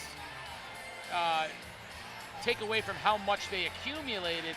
That's where I'm not a judge. Plus, I can't see it all just like you can. That's why it happens so fast. That's why there's 7 judges, because they all have different things to look at. So from your perspective, was their degree of difficulty noticeably higher than Fitch's, and did they hit as many as they needed to? So I would say tumbling-wise, of course, we saw that beautiful running full, which East Lyme had as their last pass and right at the opening, which you don't see many fulls at the high school level, especially with that type of technique. I would say difficulty-wise, where the numbers are, they're pretty much neck and neck, because as much as it full is truly beautiful to look at, there's only one person doing it. So it doesn't count towards your, number of people that need to do something for it to truly change your score. So difficulty-wise, I would say they were neck and neck. They chose different skills within these really high elite categories to do their skills from. I would say independent stunting, Fitch had some really, really high difficulty with their full turn, like the full twisting switch-ups. Very, very difficult to do. I have to agree with you with the East Lyme's pyramid. It was beautiful, and they do that full right at the end, and they did that last year too, and the technique on it is nearly impeccable, and it's such a great way to end that pyramid. I really think their raw score pre-deduction is neck and neck. It's just, we'll see where the bobbles and the mistakes put them at, because both teams had a couple mistakes, but at the same time, they were doing a little bit of background. You need to do 4 skills stunting-wise in a range to get you in that range. You can do as many as you want. You can do 12 skills if you want to. And so although some skills might have not worked, they recovered that difficulty in other areas. So it's truly just going to be the deductions and the technique scores that change a little bit. Their difficulty is going to be neck and neck. I don't know. It's hard that they're in the same Division I, because you just want to see them both win because they're so incredible. And let's not forget how good New London was, how good Killingley was, and NFA still to go. Division I is, there's no room for error in Division I. Division III's final team, the defending champions, the Plainfield Panthers, coming up next, and then we will finish with Waterford in Division II and NFA in Division I. And then our 3 unified teams, Griswold, Waterford, and NFA, will close off the ECC Cheer Championships, and then comes everyone's favorite part, the wait. The wait that's always too long. I mean, as soon as you perform, you're like, I want to know what my score is. The placement thing, you got to wait on, but it is so hard sitting there being like, I did the best that I could. What did the judges think? Did they give me the score that I put the work in to get, or did they see something that we didn't anticipate happening? That wait is hard, and something that always makes us chuckle about cheer competitions is you're waiting for this moment, you're waiting for your score, you're waiting for your placement, and then you like dance on the mat. they play like the classic dance music, and it's fun, but you can't help but be like, come on, like, how did my team do? That's a tough part about cheer competitions. And we saw last year that we don't always know what the judges know. Right.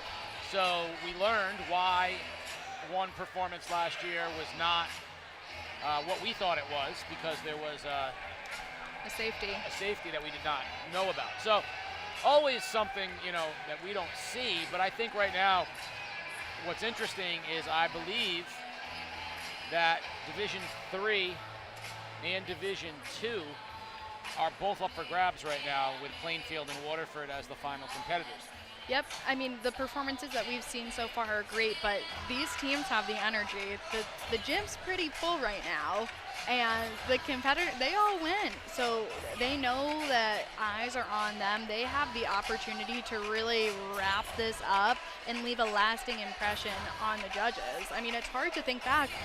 Montville and Killingley, our first 2 teams to go, were incredible, but it was almost 2 hours ago. A good thing the judges score them then, and it's not comparative against each other. They're just scoring truly based on the performance that they did, because it's hard to think back and, try to remember the great things, the little errors. I'm very excited to see Plainfield today coming to defend their title. Again, Division III, I think Montville is going to give them a run for their money. They want that title. Wheeler coming off of a great performance at ECC's last year and this year too. I mean, there's just so many different, we haven't seen a lot of teams with the same exact strengths, which makes it hard to be like who was better than the other. Yeah. Because you had Montville with this attitude and the sass and like this great theme and performance. Then you have Wheeler who's like impeccably clean and so tight, and they bring a different type of energy with their performance. So it's always so interesting to see how the placements end up, not knowing, how those things translate into scores. Well, last year, I have a feeling that last year's Division III and this year's Division III are going to look very similar. Plainfield comes into this routine knowing Montville and Wheeler are probably neck and neck. Yes. And that it's theirs for the taking. And I would say that the 1, 2, 3 spots are anybody's guess right now. Division II, that Ledyard routine was so good. Really proud of Bacon's, but just from my amateur opinion, it was probably just a smidge below what Ledyard did, and that leaves the door open for Waterford. NFA, I feel bad for NFA. Not only are they going last, which is like you've been waiting all day for. All day. You're in a stacked Division I where there wasn't anything below, spectacular from the 4 performances we've already seen. Right, Division I is a tough place to be, and NFA is coming off of a great year last year. They placed 6th in the co-ed division at States and got to advance to Team of the Year, which is Cheer's version of State Opens. So they had quite the long season last year, and so, Plainfield too, they had a great year, and I believe that they advanced as well, or they did place high at States. So I'm excited to see what they bring to the mat today. All right, Panther Pride, time to take the mat.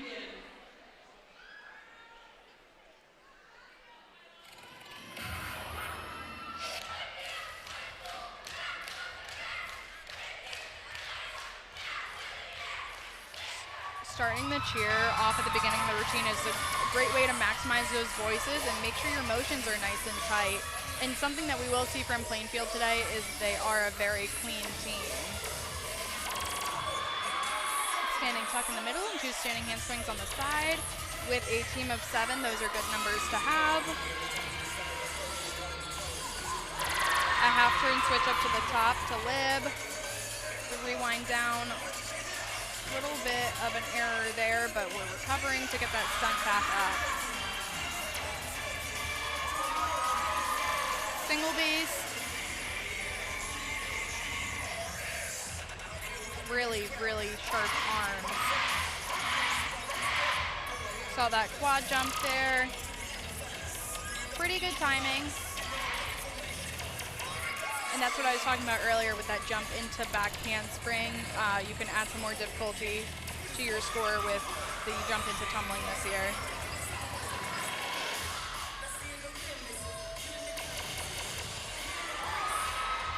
It's a fun entrance into the stunt.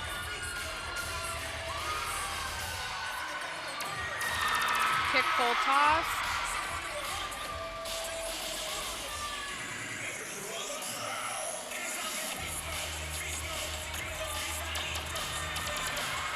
We had 6 tumblers right there with a couple back handsprings. Heading into some pyramid skills.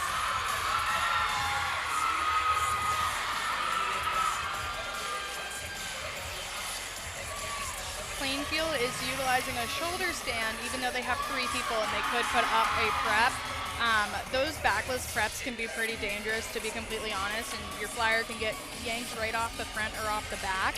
So a shoulder sit is a great way to help prevent that from happening. We had a couple missed skills in the pyramid, but as we've seen today, the dance is where we seal the deal.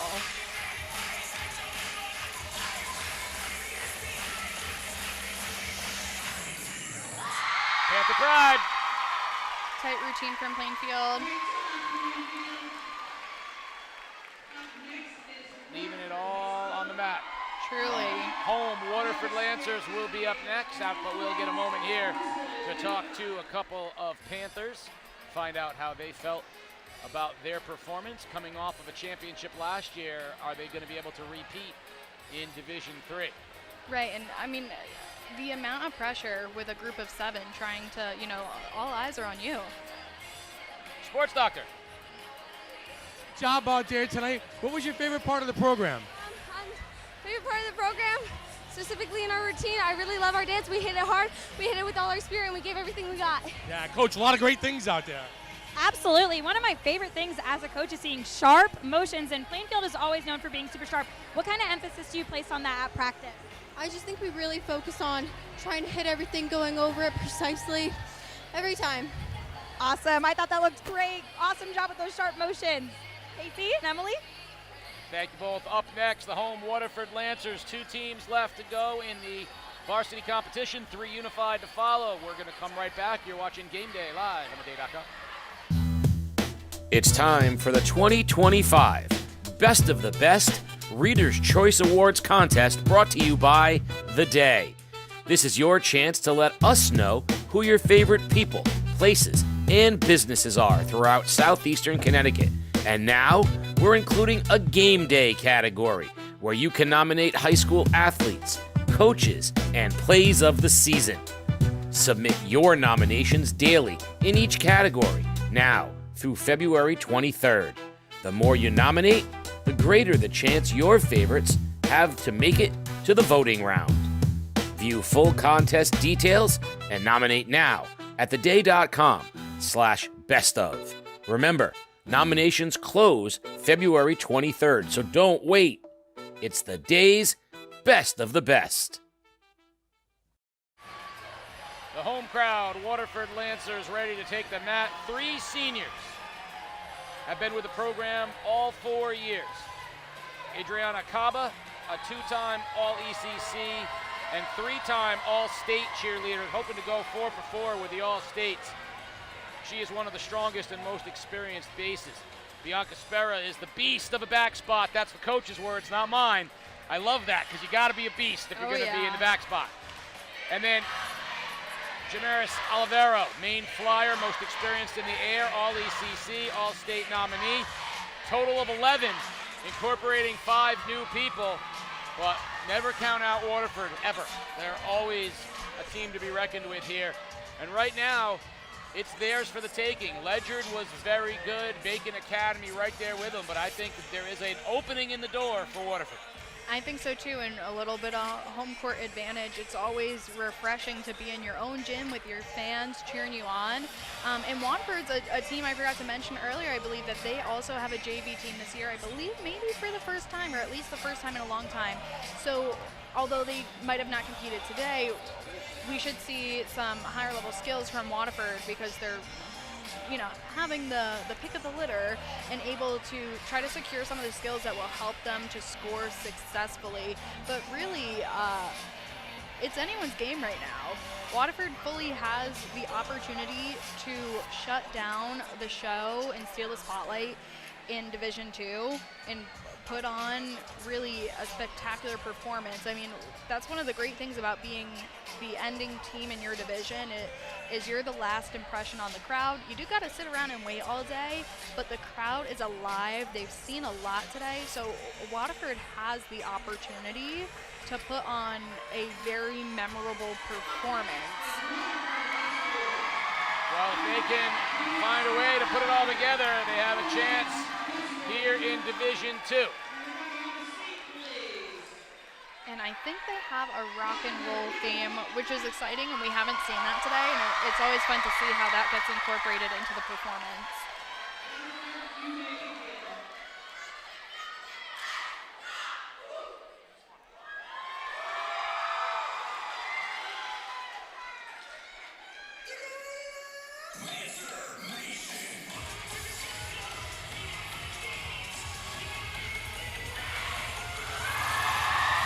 Really great jump to back handspring there. Waterford is really sharp right off the bat.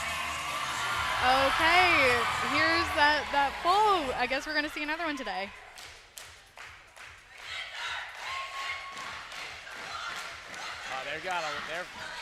They're coming strong right now. They are very, very sharp. Heading into some pyramid skills. Looks like we're going to have some single bases going up. A single base switch up straight to the top. And Oh my gosh, that base on the left just muscled that thing up. That was impressive. This is their chance right here to kind of take control of Division II. Little bit of timing error going on right there. Sometimes that happens with music and counts, but it seems like they're recovering here right now. I've been impressed with their pyramid skills so far. Yep, and you can see that group that just went on the right actually was a single base. So they got 3 groups in the air with 11 athletes on the mat. Great kick pulls from both tosses right there. It had pretty good technique.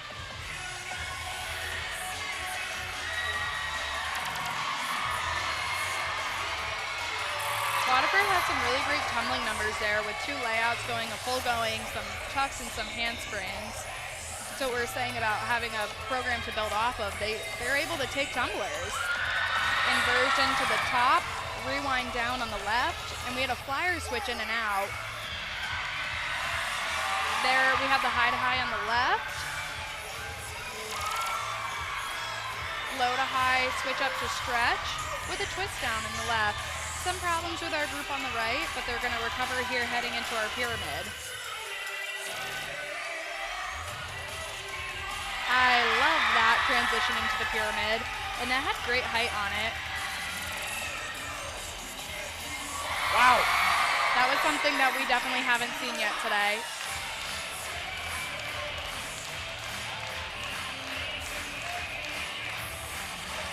Loving their music with the rock and roll theme.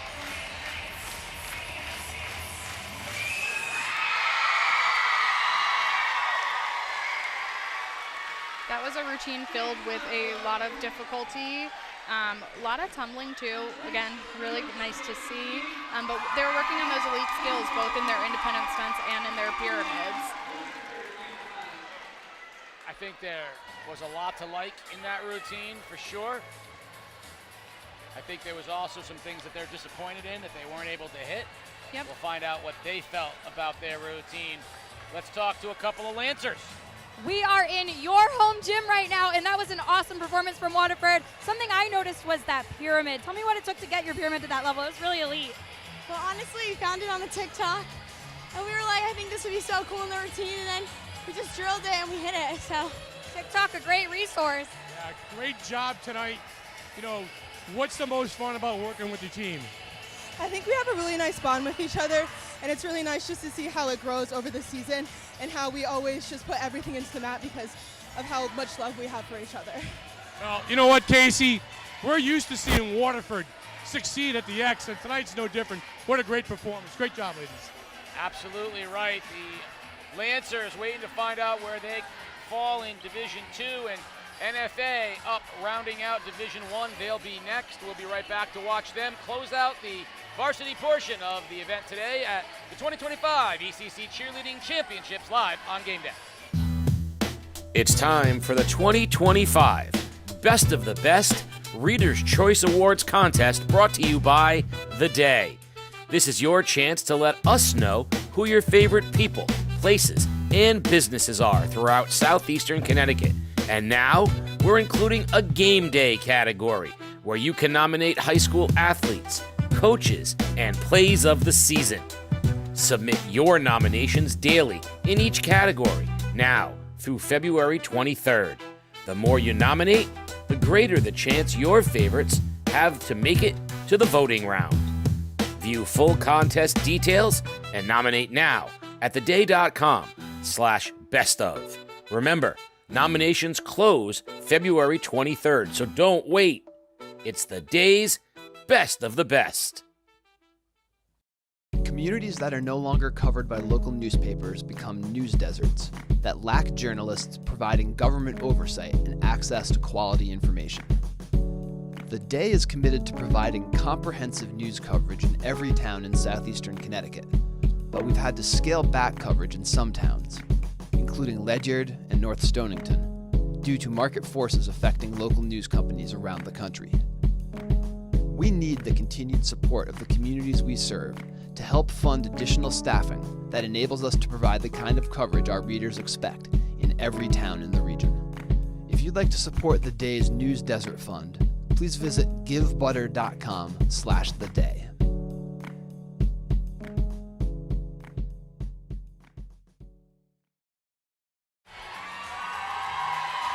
NFA, the red seed, ready for a cat attack here. They are a big group, 15 athletes.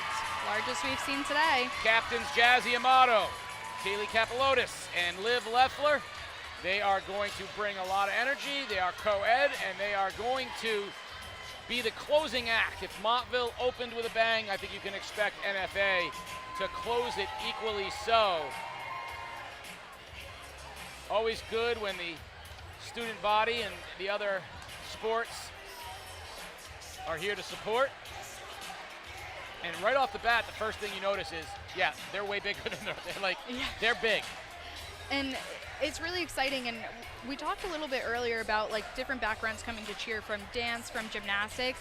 NFA is a true, they have so many backgrounds coming onto their teams, and they do have opportunity with a great gymnastics program at the school, and huge dance team.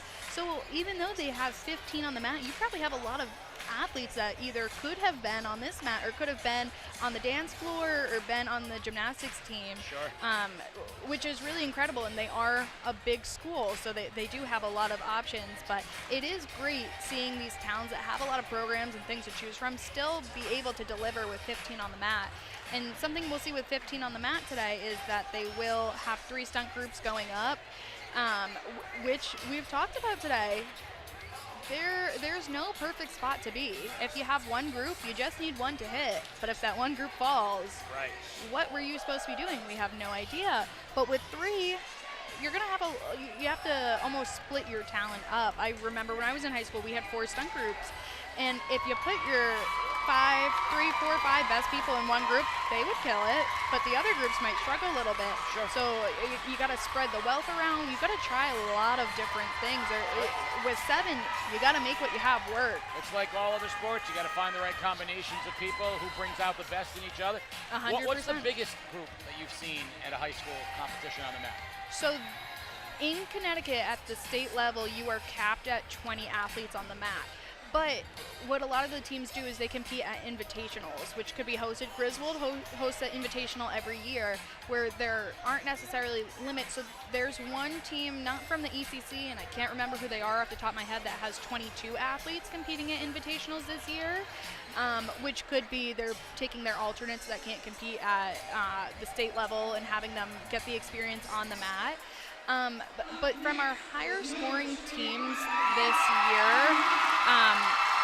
you're not really seeing much more than 11 athletes on the mat. But at the other side of the state, where we have Danbury and Greenwich, they have the ability to take those bigger teams because there's so much talent and skill. Danbury still the elite in the state? Danbury is the one to beat, and Greenwich beat them at FCIAC's. Fun fact.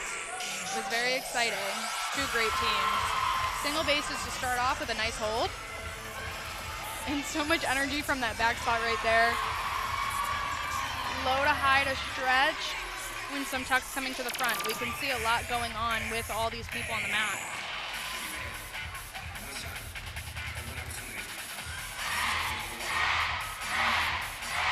That was pretty great timing on the jumps and technique. Especially with 15. Yeah, and so many standing handsprings just went there, which is, again, difficult to do with. That was a fun slowdown.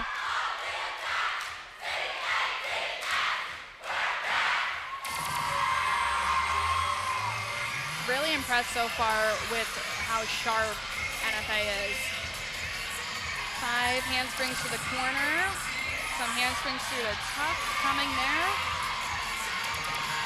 Running layout. We just saw 2 layouts, multiple tucks, multiple handsprings. They're not letting this large number on the mat keep them from scoring high. Half turn switch up to Lib, good fight on those. That's an elite skill right there.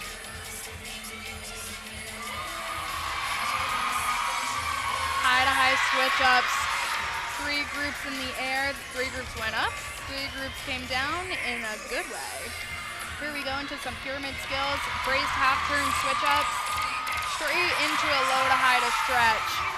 Those look very strong. single base switch up, and something that I'm loving right now, oh, beautiful flexibility. There's so much spirit on the mat. Full around to Lib. Good save on that.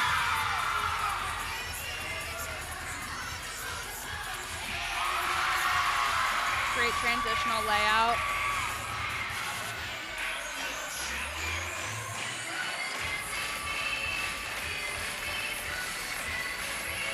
So much energy right here.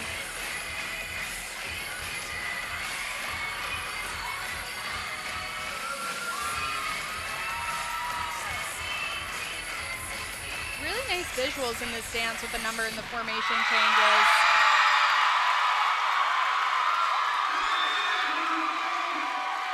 That was an excellent performance from MFA. Crowd loves it. Where will it put them in Division 1? Can they crack the big two of East Lyme and Fitch?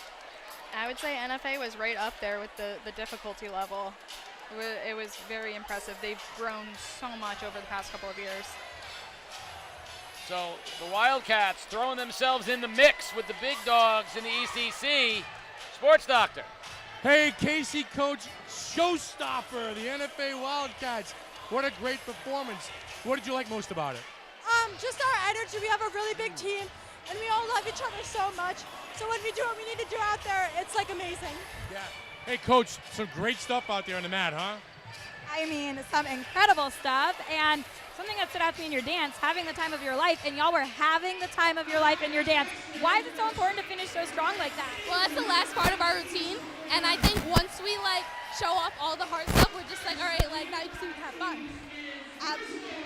Absolutely. Coach, great job. That was really great. Casey and Emily, what'd you think? I think we're going to have to bring out the abacus and a couple of calculators to make sure we get these things total right. That concludes the ECC Varsity Championships. We have 3 unified teams, Griswold, Waterford, and NFA. Always a favorite part of the day. Yeah, I mean, Griswold, especially 3 teams coming today. They had JV, varsity, and unified, and it looks like we're having all of our competition cheerleaders joining the mat for this unified performance, which is just really special, and again, is a testament to the bond that Griswold is creating, even though they have a couple different teams going on.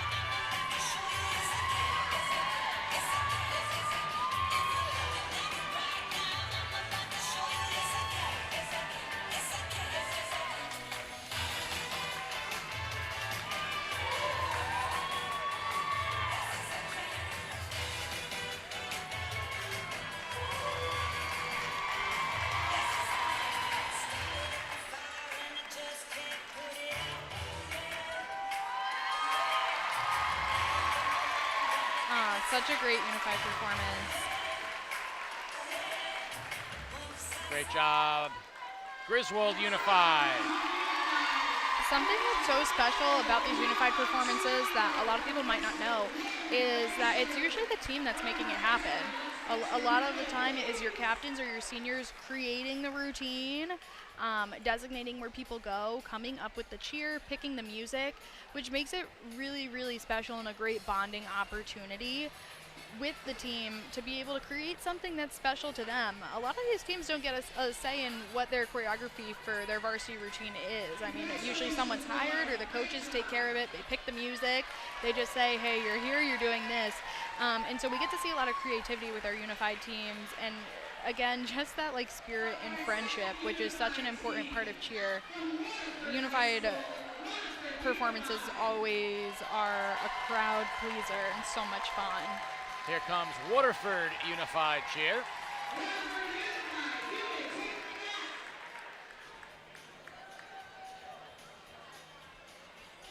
There goes Waterford Unified Cheer. They're going to go grab their, I think they got a couple stragglers. Yeah, I mean, they really just went a couple minutes ago with their varsity performance, so they're probably still trying to corral people, get them hydrated, have them recover from the performance to get everyone on the mat. And to think about it, they're also hosting the competition today, so that might be a reason why we didn't get to see their JV team, is someone has to run the competition. There's no one provided. I mean, so we have parents that might have missed their kids' performances because they're helping the ticket and helping to keep the competition running. So, I mean, it is not easy to be the school that hosts the competition. We always love to rag on them and say that they get the home court advantage, but it's almost a home court disadvantage. When we talked to head coach this morning, she was saying that, you know, I'm sorry, I couldn't get you all the info in time because we had the snow day, we had injuries. There's so much to navigate in hosting a competition. You know, our judges available the day out, you know. So much. A DJ, finding everything. You got to print the booklets. You have to do all of that. Not easy. So definitely a big shout out to Waterford for hosting the competition and making sure it runs so smoothly every year. Yeah, Chris Landry does a great job here at Waterford. The big question is, can they get him back on the mat for the Cotton Eye Joe like they did last year? That's going to be the question that we all want answered. Here is Waterford High School Unified Cheer.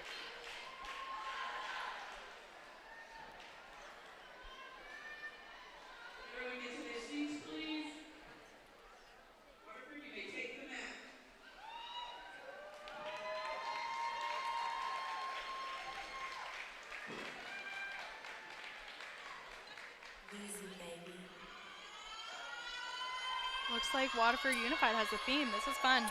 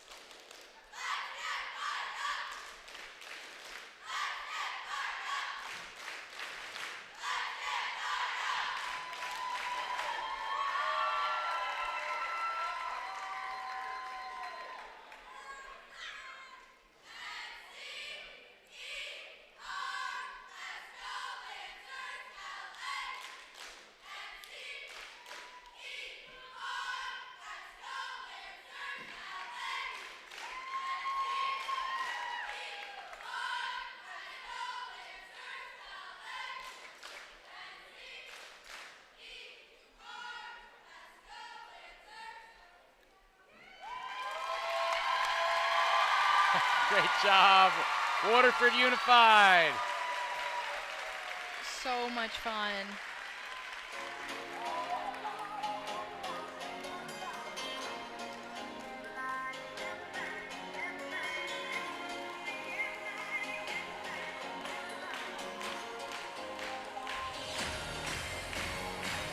So this looks like Waterford's full competition program. There's a lot of people on the mat. This is so exciting.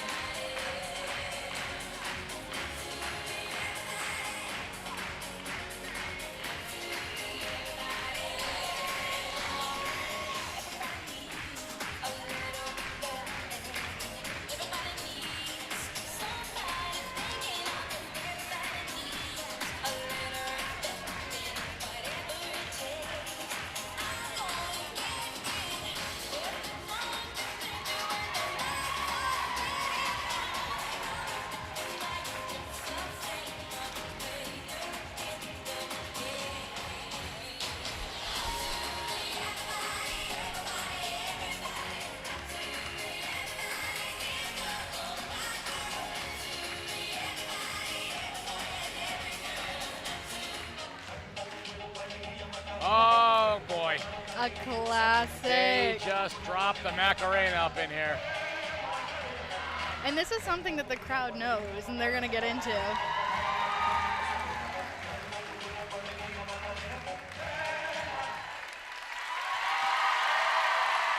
Waterford Unified, well done. Such a fun performance from Waterford Unified. Again, it's just so great seeing the teams come together to make those performances happen. I mean, on top of your varsity and JV practices, you have unified practices. You got to put a whole routine together. That was not a short routine. They had to learn that. They had to come up with it. It's just so much fun. And they seem pretty happy with it. Our final performance of the day, the NFA Unified Cheer. Another team that just took the mat a couple minutes ago. So think about that. You wait all day to do your performance, and then, 10 minutes later, it's time to do another one? It's a lot of stress, and so it's so great getting to watch the teams enjoy themselves during the unified performances. So I have a little connection with NFA Unified. I was thrown a challenge by NFA's Chris Staley to join the NFA Unified's Penguin Plunge to benefit the Special Olympics of Connecticut in March. I accepted that, and right now on theday.com, on game day, on our social medias, you can vote on what outfit I will wear into the water for the Penguin Plunge. I am really scared of those possibilities, but go ahead now, NFA.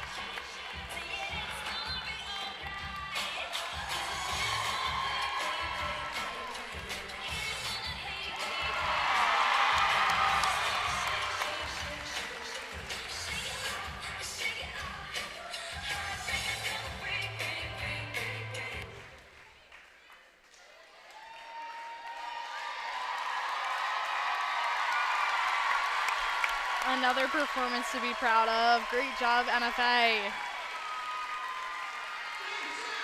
So that concludes the performances here, the competition for the 2025 ECC Cheer Championships. Now comes the time we wait. They announce the All-Stars, and we get to find out who the champion in Division 3, Division 2, Division 1, and the overall champion. We're going to take a break. We're going to come on back, and when we come back, the coach and I are going to give our predictions on who we think those teams are, and then we'll be live when they are announced. We'll come right back. You're watching Game Day live on theday.com. Annie and Jordan both made the team as freshmen. Jordan is a sophomore, Annie's a junior. I am one of the coaches, and Lexi's one of the coaches, I'm Jordan's sister, and Annie is Lexi's sister. My sister Sydney also coaches the JV team, so it's kind of like a big family affair. It's pretty cool to have our sisters on the mat and them to have their sisters off the mat coaching us. And you have your moments, you butt heads, you have your sister moment. It's hard to separate the two. There's definitely good things and bad things. We can definitely go at it sometimes, but it's definitely separated from cheer. Like as soon as we get here, we know it's coach and athlete and not necessarily just like sisters. It's kind of difficult sometimes, like when I try and like help her or give her corrections, she like doesn't want to take it because obviously I'm her sister. But other than that, it's fun. It's a good opportunity that I feel like a lot of people don't have, because she knows like what like helps me, like just having her like right next to me, knowing what I need at like the end of a performance or like at practice. Obviously they push all of us to do the best that we can, but they know what we're capable of, and even if I'm doubting myself a little bit, I know they'll pick me right back up and know exactly what to say when I need it. feel like it's been very beneficial more than anything. I don't think it's been negative at all. And I don't think Annie and Jordan as athletes have ever taken advantage of the sibling role. I think it makes them have to work even harder. You almost feel like coming onto the team you have a little bit more to prove. So I feel like it's been nothing but beneficial and has made them work harder. I know that she's there to support me no matter what, and I know that I always have someone believing in me, and she's always there to push me a little bit harder, which I definitely need, and it's honestly the best. But she makes me really proud just because, like, when she was on minis, like, she was just a little girl, and I like don't really remember it. Now I get to actually see her like cheer and like be this like powerful girl that I knew she could be.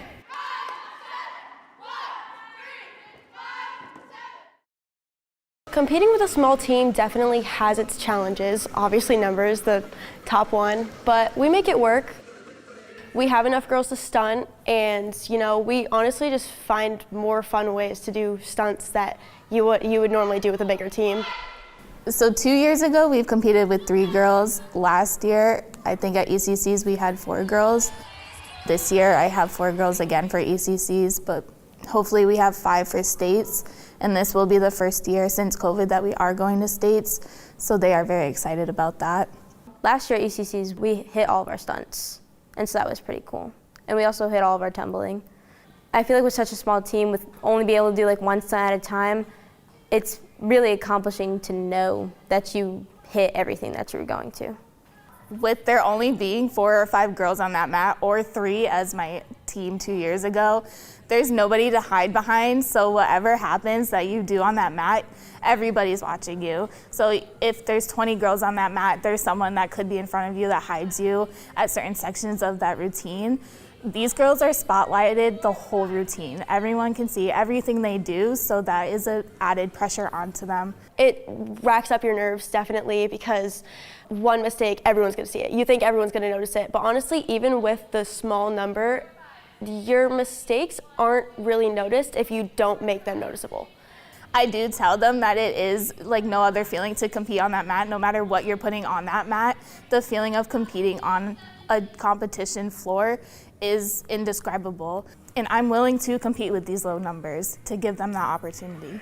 I think the one thing that I've learned the most is that you don't fail if you keep getting up and trying over again. And cheers definitely taught me that, because a lot of times we'll try to do a stunt 1, 2, 3 times, it won't go up. And sure, you'll be like, oh, we failed that, we can't do it. But then coach will say, 1 more time, which is 3 more times for everybody. But then you really like, once you hit it, you're like, oh, so we didn't fail, we just had to keep going. I feel really proud of them. I feel like such a special coach being able to do this for them. I know a lot of coaches wouldn't compete with low numbers like this, so it takes a lot of pride that I have to be able to coach them through this with the numbers that we have. It's time for the Athletes of the Future Grade 8 Plays of the Week. At number 8, the NFA 4x180 relay, Haley Young, Keisha Lee Torres, Annabelle Aubin, and Riley Davis setting a new meet record at the ECC Championships, 136.59. At number 7, I See You, Joel Barros, NFA track, the high jump, 6 feet, 6 inches, meet record. Man, the boy got ups. At number 6, let's go to Lyman basketball. Congratulations, Kevin Botticello, 1,000 career points with the nifty move in the lane. Not to be outdone, Lyman's Jenny Lopez, she gets her 1,000th point, because you know what? It's important to make your free throws. Knock it down, Jenny. 1,000 points for Lopez. The Lyman pair both cracking the 1,000 mark. But how about at number 4, Jada Chung, Montville basketball, breaking the school's career scoring record set by Nakia Smith in 2009, 1,400 and counting for Chung. Wow. At number 3, John Veeder, Plainfield basketball, 2 seconds remaining, step to the free throw line and break Turtelot's heart. The game winner with 2 seconds. Abby O'Brien, Sybil Neary, Old Lyme basketball, 1.5 against Westbrook. You need the steal, you need the basket. You get them both, O'Brien to Neary. What a finish there for Old Lyme. But at number one for a free week of training down at Athletes of the Future, let's go to Ellis Tech Gymnastics, Jordan Murray on the vault, and that is sick. Nail it. Stick the landing, Jordan, a 9.8. Murray takes first in the vault, beam, and floor, and ties for first all around. Those are your grade 8 plays of the week. Send us your best plays, and maybe you can be in the AOF grade 8 plays of the week. Here at Game Day, we're proud to bring you unrivaled video coverage of local high school sports, all of it free for you to watch. These videos are not free for us to produce them. If you'd like to ensure that we can keep covering your school and your teams, there's a few ways that you can support us. Hit up our merch store and pick up some Game Day gear in your school colors. Our camera operators are always looking for those shirts and hoodies in the crowd, and you may see yourself on our next live stream. We get a lot of support from businesses in our community, and if you'd like to join them as a sponsor, send us a message and we can connect you with our advertising staff. Finally, The Day is the organization behind everything we do here at Game Day. If you want to support The Day's community journalism, consider a print or digital subscription at theday.com/subscribe. It's time for the 2025 Best of the Best Reader's Choice Awards contest, brought to you by The Day. This is your chance to let us know who your favorite people, places, and businesses are throughout southeastern Connecticut. And now we're including a Game Day category where you can nominate high school athletes, coaches, and plays of the season. Submit your nominations daily in each category now through February 23rd. The more you nominate, the greater the chance your favorites have to make it to the voting round. View full contest details and nominate now at theday.com/bestof. Remember, nominations close February 23rd, so don't wait. It's The Day's Best of the Best.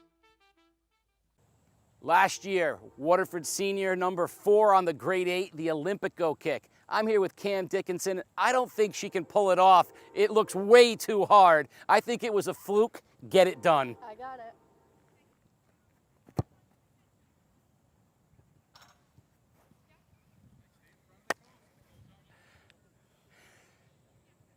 That was just too easy, and that is a grade 8 play. Send in your best plays and see if you can beat that and make this year's grade 8 Olympico style.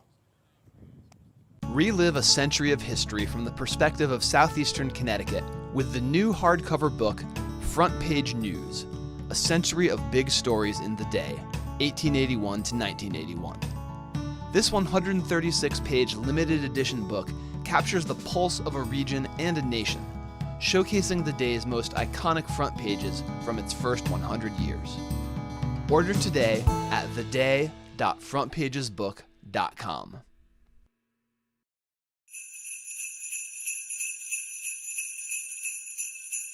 On the first day of game day, the people just might see a wide open corner 3. On the second day of game day, the people just might see 2 legs of scooping. On the third day of game day, the people just might see 3 players passing.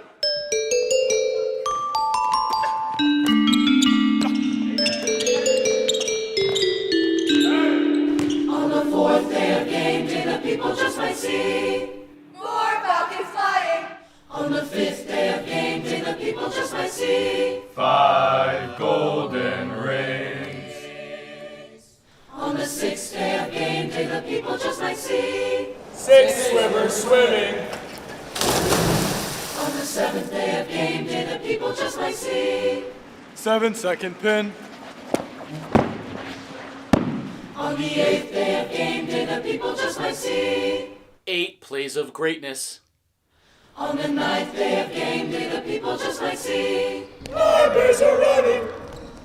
On the 10th day of game day, the people just might see 10 teammates working.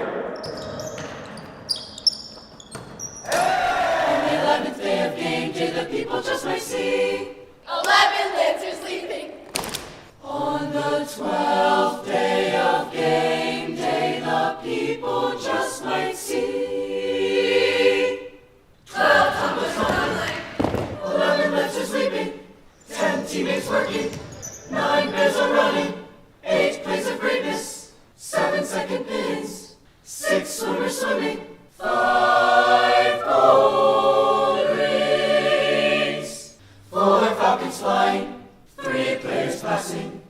2 legs are scooping. And a wide open corner. 3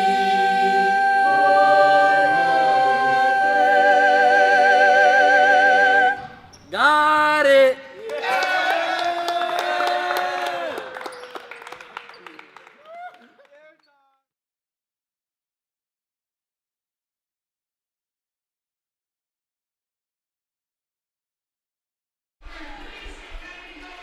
We're back, and based on, we've heard some grumblings, and we're not going to get into it until we know for sure, but the fact that they are clearing the mat right now, and normally all the cheerleaders would be gathering on the mats for the awards and then, of course, the championships.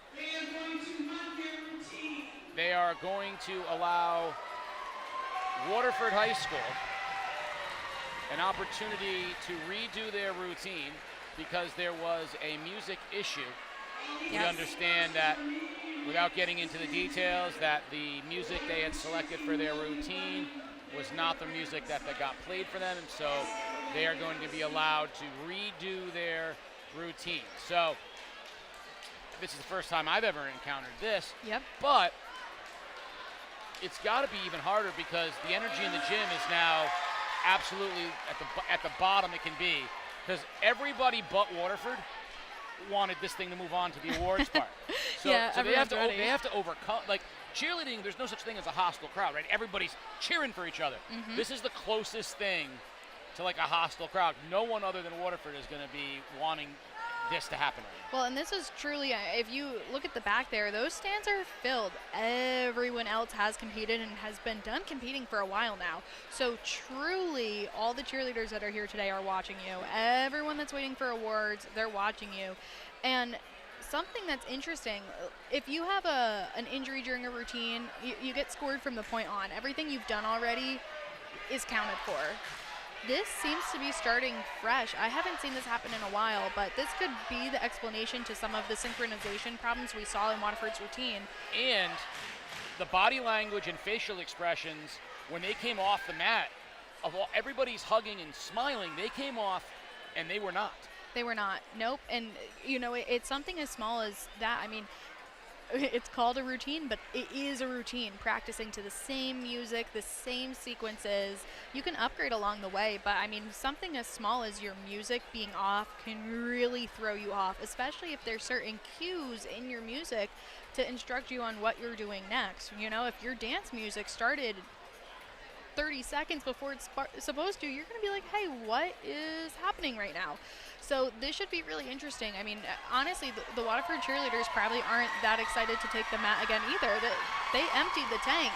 They just did their unified performance. They were relaxed, and here they have to go again. And I'm going to throw this out there. What if they do worse? What if their score's lower than what it would have been the first time? I think they were right at the top of Division II and in the conversation for top 5 prior to this. Let's find out if they can repeat it, like you said. That's double the energy. Double the energy. Gotta find that somewhere. It's not like they've been relaxing. They didn't have much time to turn this around.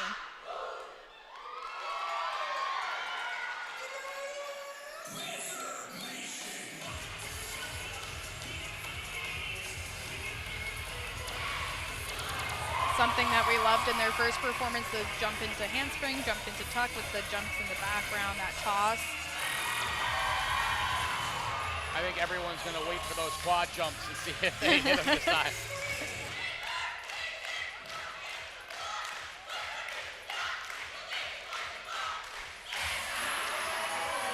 Actually, now that I'm seeing this for a second time, I feel like I remember the cheer being off. They started a little bit later. Yes.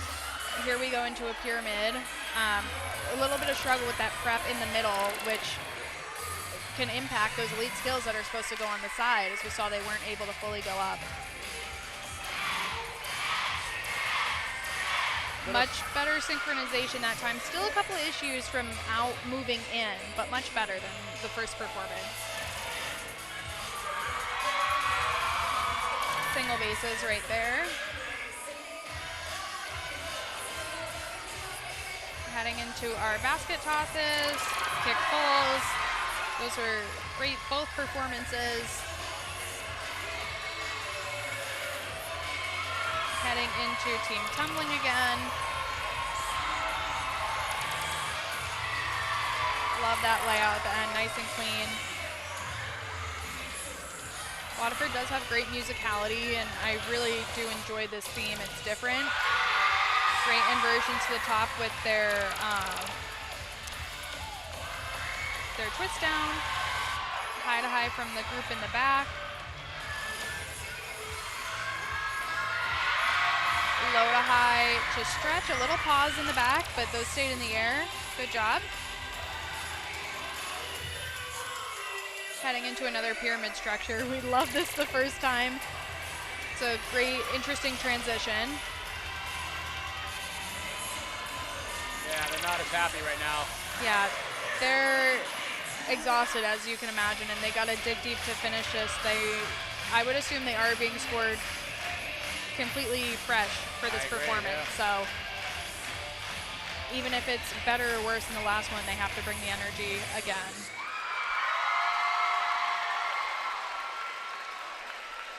Really, really tough position for Waterford to be put in.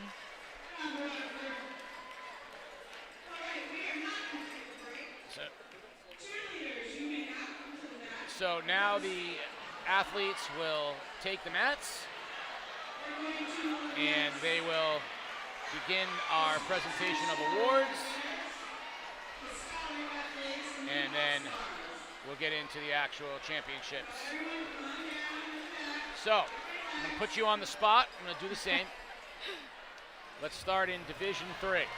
Division 3. Who do you have as your third, second, and winner in Division 3?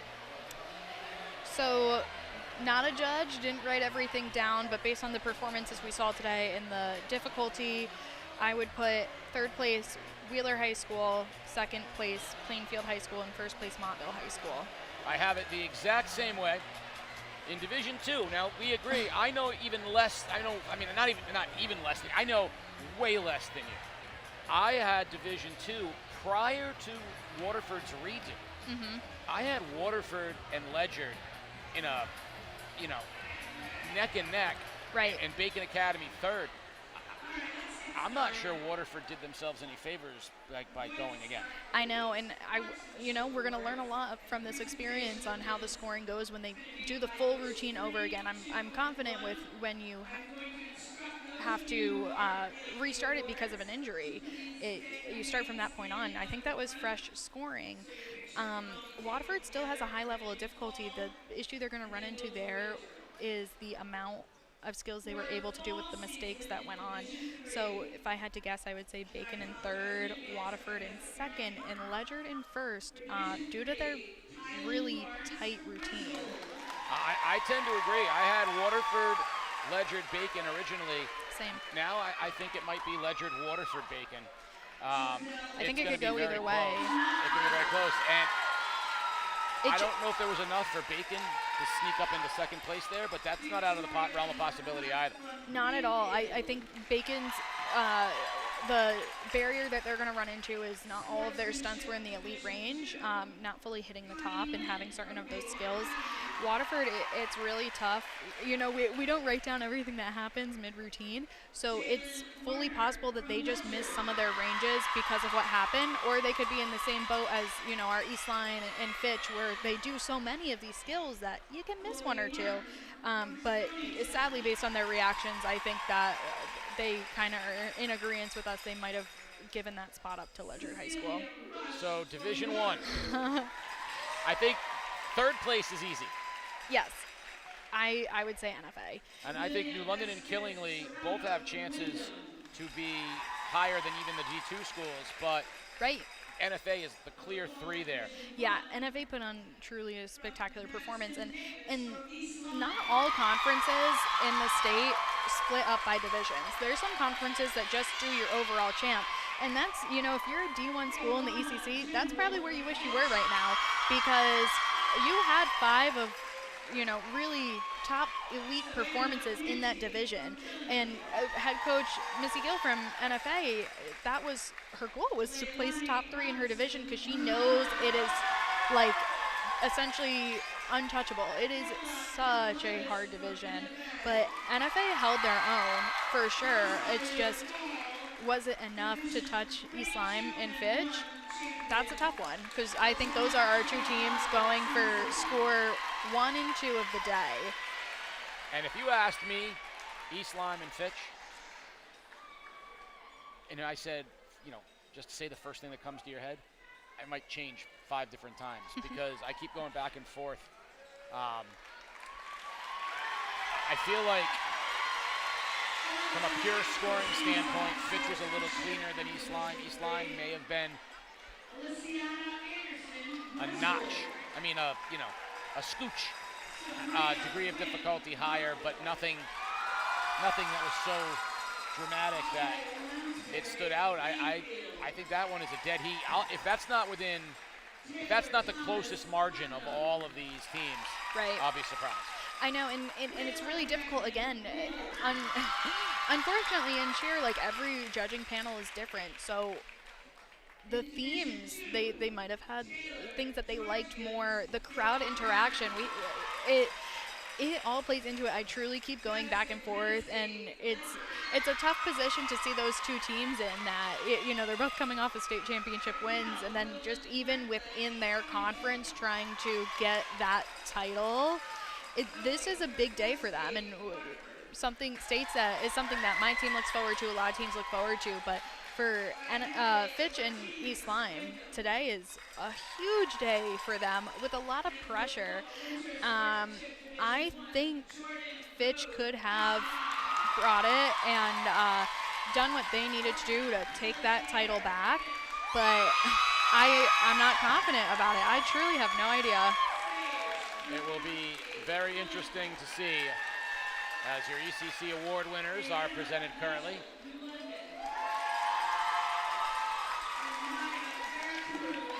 We're going to step away, but not here. We'll broadcast this. You can watch the award winners, and we will be back. Emily and I will be back once the placers are determined and announced in a moment.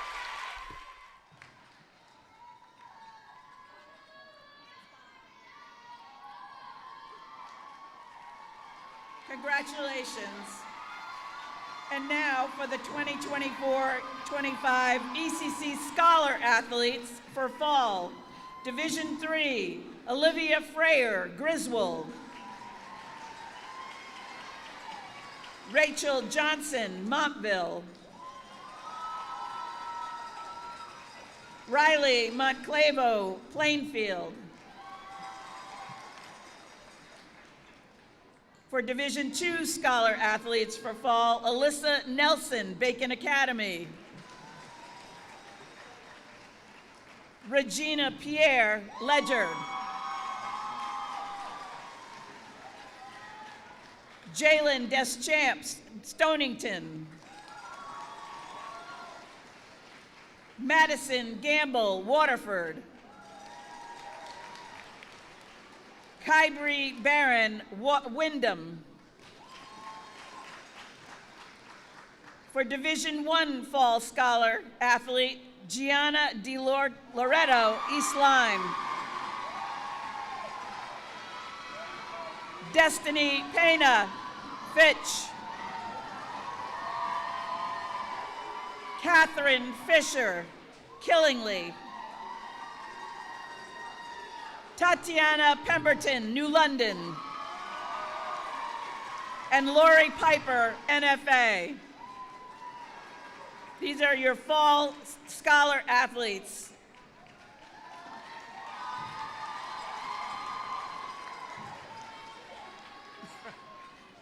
I'm with it. Now for the Winter Scholar Athletes for 2025. For Division 3, Olivia Freyer, Griswold. Kenzie Taylor, Montville.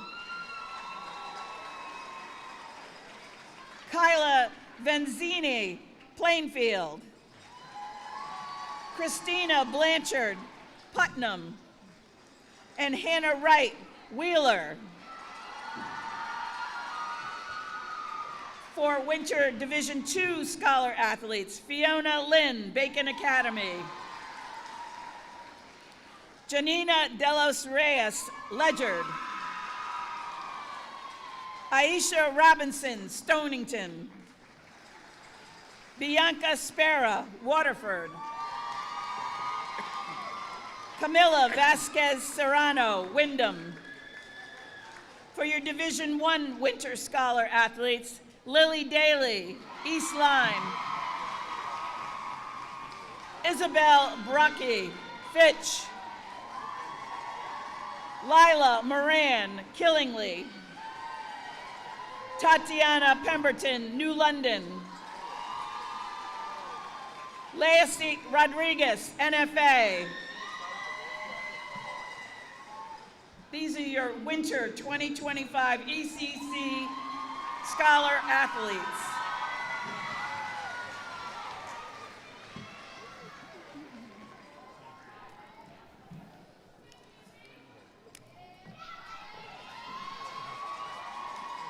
I forget.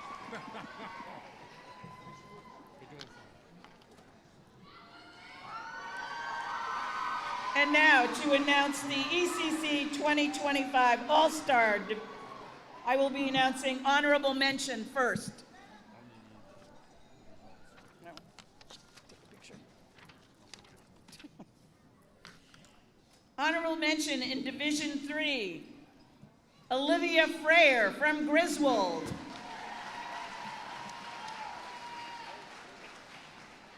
Hannah Wright from Wheeler. Division II, Eve Savada, Bacon Academy. And Bailey Johnson, Ledyard. Division I, Haley Shippey, Killingly. Logan Perry, NFA. Esperanza Capellan Seda, NFA. Sage Bukowski, Killingly. These are your 2025 honorable mention all ECC All-Stars. Is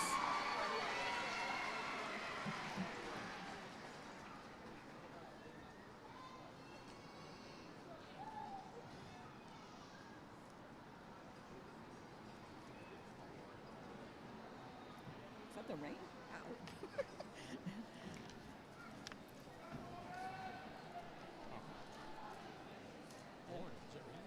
That's when we started, it was like this too. I was hoping it would subside.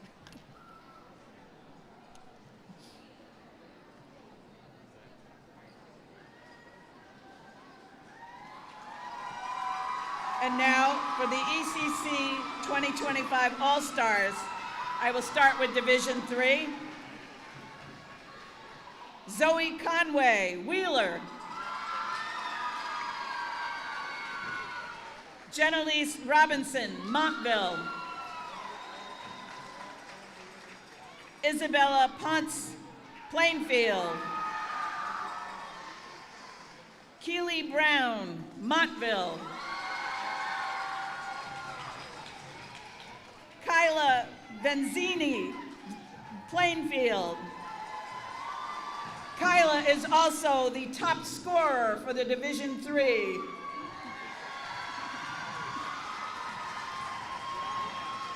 Now for Division II, Taylor Griswold, Waterford. Jamares Alvaro, Waterford. Jessica Fielder, Waterford. Adriana Caba, Waterford. Ireland Benoit, Waterford. Top scorer in Division II is Ireland Benoit.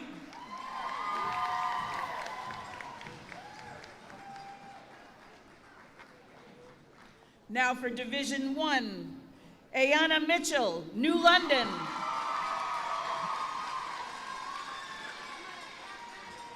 Taylor Filosi, East Lyme.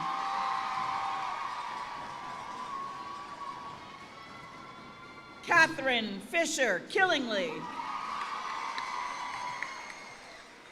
Leilani Robinson, New London. Annie Prevost, East Lyme.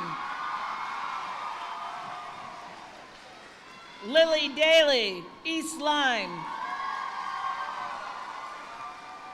Lila Moran, Killingly. Heike Ferreira, East Lyme. Tatiana Pemberton, New London. Tatiana is top scorer in Division 1 and overall 3-division top scorer.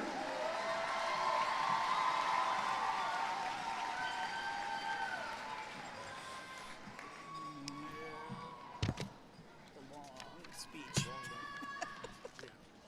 Well, the Colby.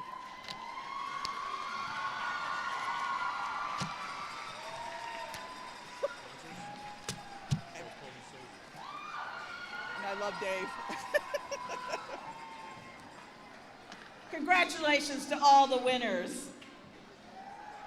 I want to remind the coaches that after everything is done, the score sheets will be available at the judges' table after all the winners are announced. We'd like to give the Colby Souza Award now, and I have a statement to read. It's a long one, and it's in your book if you want to follow along. The Colby Souza Spirit Award. Colby Souza had a talent for many sports, but a passion for one, cheerleading. Colby was a 21-year-old lifelong Waterford resident. She began cheering as a mascot for the Waterford Tigers and continued through high school. She was still involved in cheerleading as a coach when she was killed in an automobile accident on April 1st, 2005. Although Colby was excellent all-around athlete, achieving multiple awards in field hockey and softball, cheerleading remained her love. Colby was passionate about cheerleading and the fact that cheerleading is a sport and cheerleaders are athletes. Her determination and dedication made Waterford cheerleading what it is today. Respected and competitive. If you had the pleasure of watching Colby cheer, then you are lucky. If you didn't, then you missed something special. Colby is the perfect role model for young cheerleaders. She had a love for a sport that showed every time she took the floor for an unfailing for competition. She was a fierce competitor in the gym and an unfailing, dependable friend for life. For years, our ECC teams have kept Colby's memory alive with the Colby Souza Spirit Award. It's given to the team with the most spirit and sportsmanship shown toward their fellow athletes. We know that Colby is still cheering us on and making sure we know to live, laugh, and love every day. The Colby Souza Spirit Award for 2025 goes to New London High School.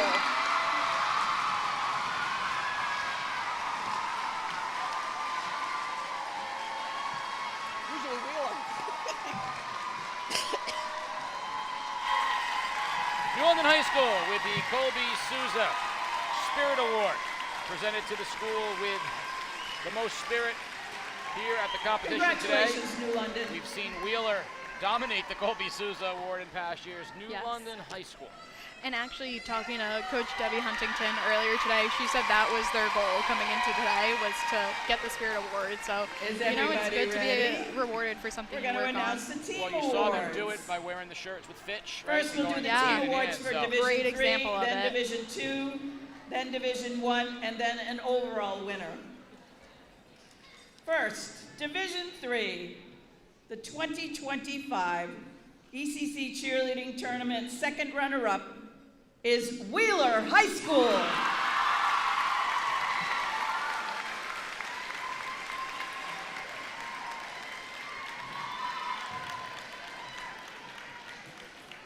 First runner-up in Division 3 is Plainfield High School.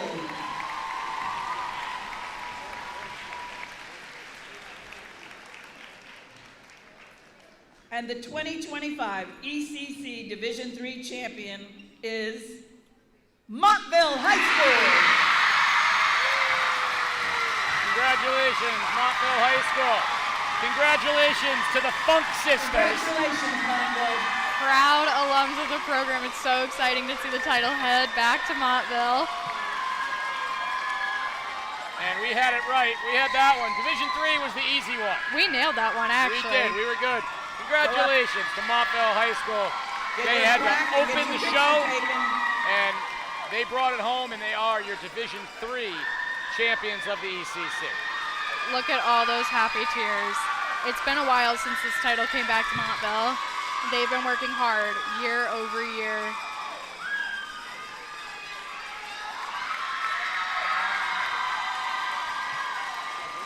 Congratulations again, Montville. And now for the Division II 2025 ECC Cheerleading Tournament, second runner-up, Ledyard High School. A little bit of a surprise there. Ledyard in the 3 spot. We thought they had a chance. That tells me this was neck and neck, for Division sure. II first runner-up, Bacon Academy. Well, I had second and third incorrect, but I had our champion predicted And correctly. the 2025 ECC Division II champion, Waterford High School.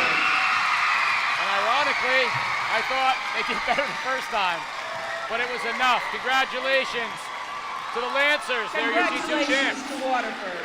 Congratulations, Waterford. I mean, difficulty at the end of the day, that's gonna win you a competition.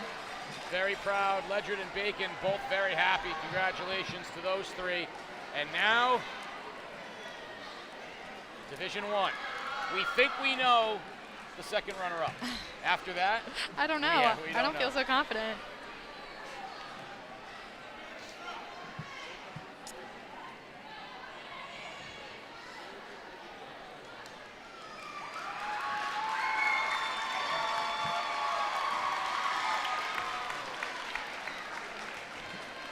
And now for the 2025 ECC Cheerleading Tournament Division I second runner-up, Norwich Free Academy. Yeah, we got that right. Congratulations, NFA. That's where you wanted to be. Yes. So who's it going to be? Fitch or East Lyme? Division I first runner-up, East Lyme High School.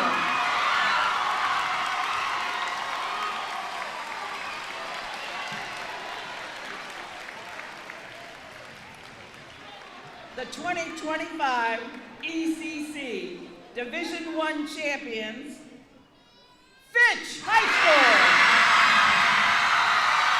And look at New London and Fitch together. They wanted to be the villains. Mirror, mirror on the wall. Fitch is the fairest of them all. Congratulations to Fitch. Actual chills right now. Look at, oh my gosh. Fitch High School, you need to get your plaque and picture. That is a feeling that they will never forget.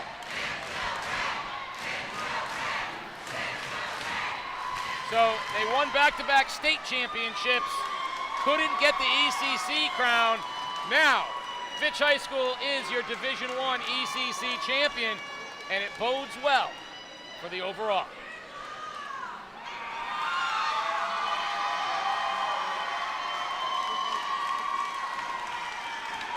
Wow, it's so incredible. We want to announce all these teams work so winner. hard. We'd like to announce the overall winner of ECC.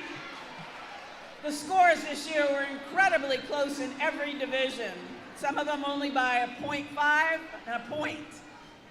The overall winner for the ECC 2025 Cheerleading Tournament with a score of 79.3, Fitch High School.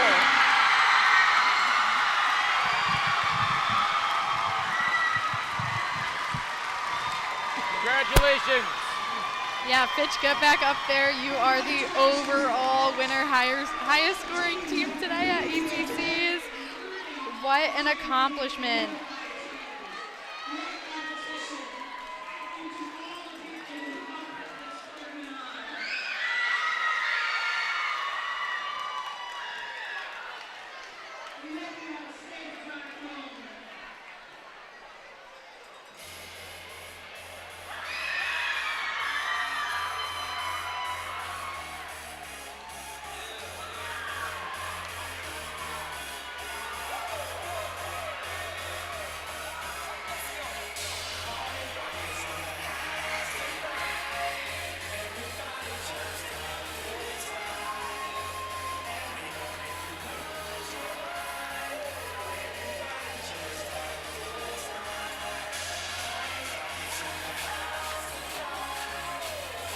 Division III winners, Montville. Division II, Waterford. Division I, Fitch. And your overall champion here in the ECC, the Fitch Falcons. The Sports Doctor is rounding up a happy group of Falcons. Sports Doctor! All right, here we go. Here we go, Casey. It's chaos down here. We're here with the Fitch Falcons. Finally breaking through. Ladies, look at the camera and say we're number one. What made this competition and this year so special? Honestly, we've been working towards this goal all year and for the last 3 years. And as you guys know, every year we do amazing at state. So this has been the one competition for us that we've really needed our whole season. And we got it. We're undefeated. It is an extremely difficult routine put to you by your coaches. I'm sure it's very demanding. That 3 minutes on the mat makes it all worth it. Talk about the process to get here. I just want to say that I am like all of the team. Every day we work hard, we pray, we work, and we're in that gym all the time, and all we do is work, and that is how we are here, and that's how we just won. And I just want to say that I'm so proud of everyone on our team, and congratulations, girls, because we are undefeated. Yeah. Coach. Fitch will reign. I am here with Coach, and she is such a legend, and I know this means everything to you, but what does it mean to bring it back to you guys, and why is this one so special? So this is 10 years since I've won. You were here. So it's been 10 years since Fitch has won an ECC title, and to be able to do it with my daughter and my niece and all of these kids who have greatly let me adopt them, and we have the most functional, dysfunctional family ever. They are absolutely, truly amazing kids, and I never, ever wanted to give them something like this more. So it's been Christmas all week. We have been so excited. So we are so proud. I am so proud of them and their resilience and just their fortuitiveness. They are a strong group of kids, and our seniors have run the gamut, and I am so glad that this is how they get to spend their 4 years at Fitch. All right, great job. Hey, girls, one more time for the camera. Who's number one? The Fitch Falcons on to defend back-to-back state champions, and this time they'll do it as ECC champions. Congratulations to everybody today. It was a hotly contested day here. Oh, yeah. And as always, I can't thank you enough for coming in and teaching me more every year about cheerleading. Now it's a sister act, so I think Sports Doctor and I next year are going to bring the lazy boy chairs, and we're going to let the two of you go nuts.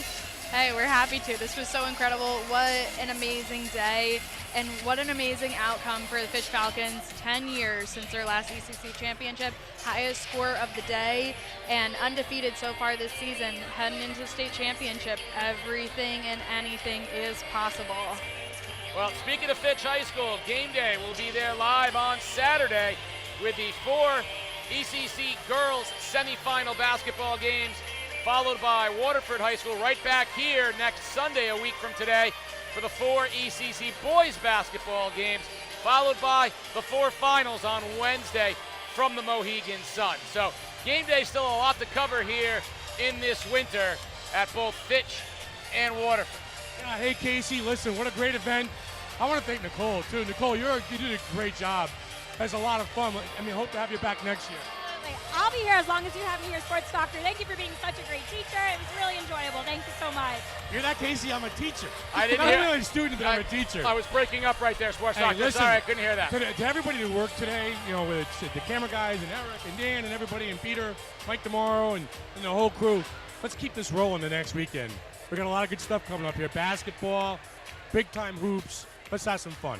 Absolutely. It's going to be a lot more action on game day. So I want to say thank you again to Peter Wappy and all of the crew, to the sisters Funk, E-Funk, and N-Funk. Emily and Nicole, thank you both very much for being here for the Sports Doctor, Keith O'Brien. I'm Casey O'Neill, signing off from the ECC Cheerleading Championships. You've been watching it all live on Game Day on theday.com.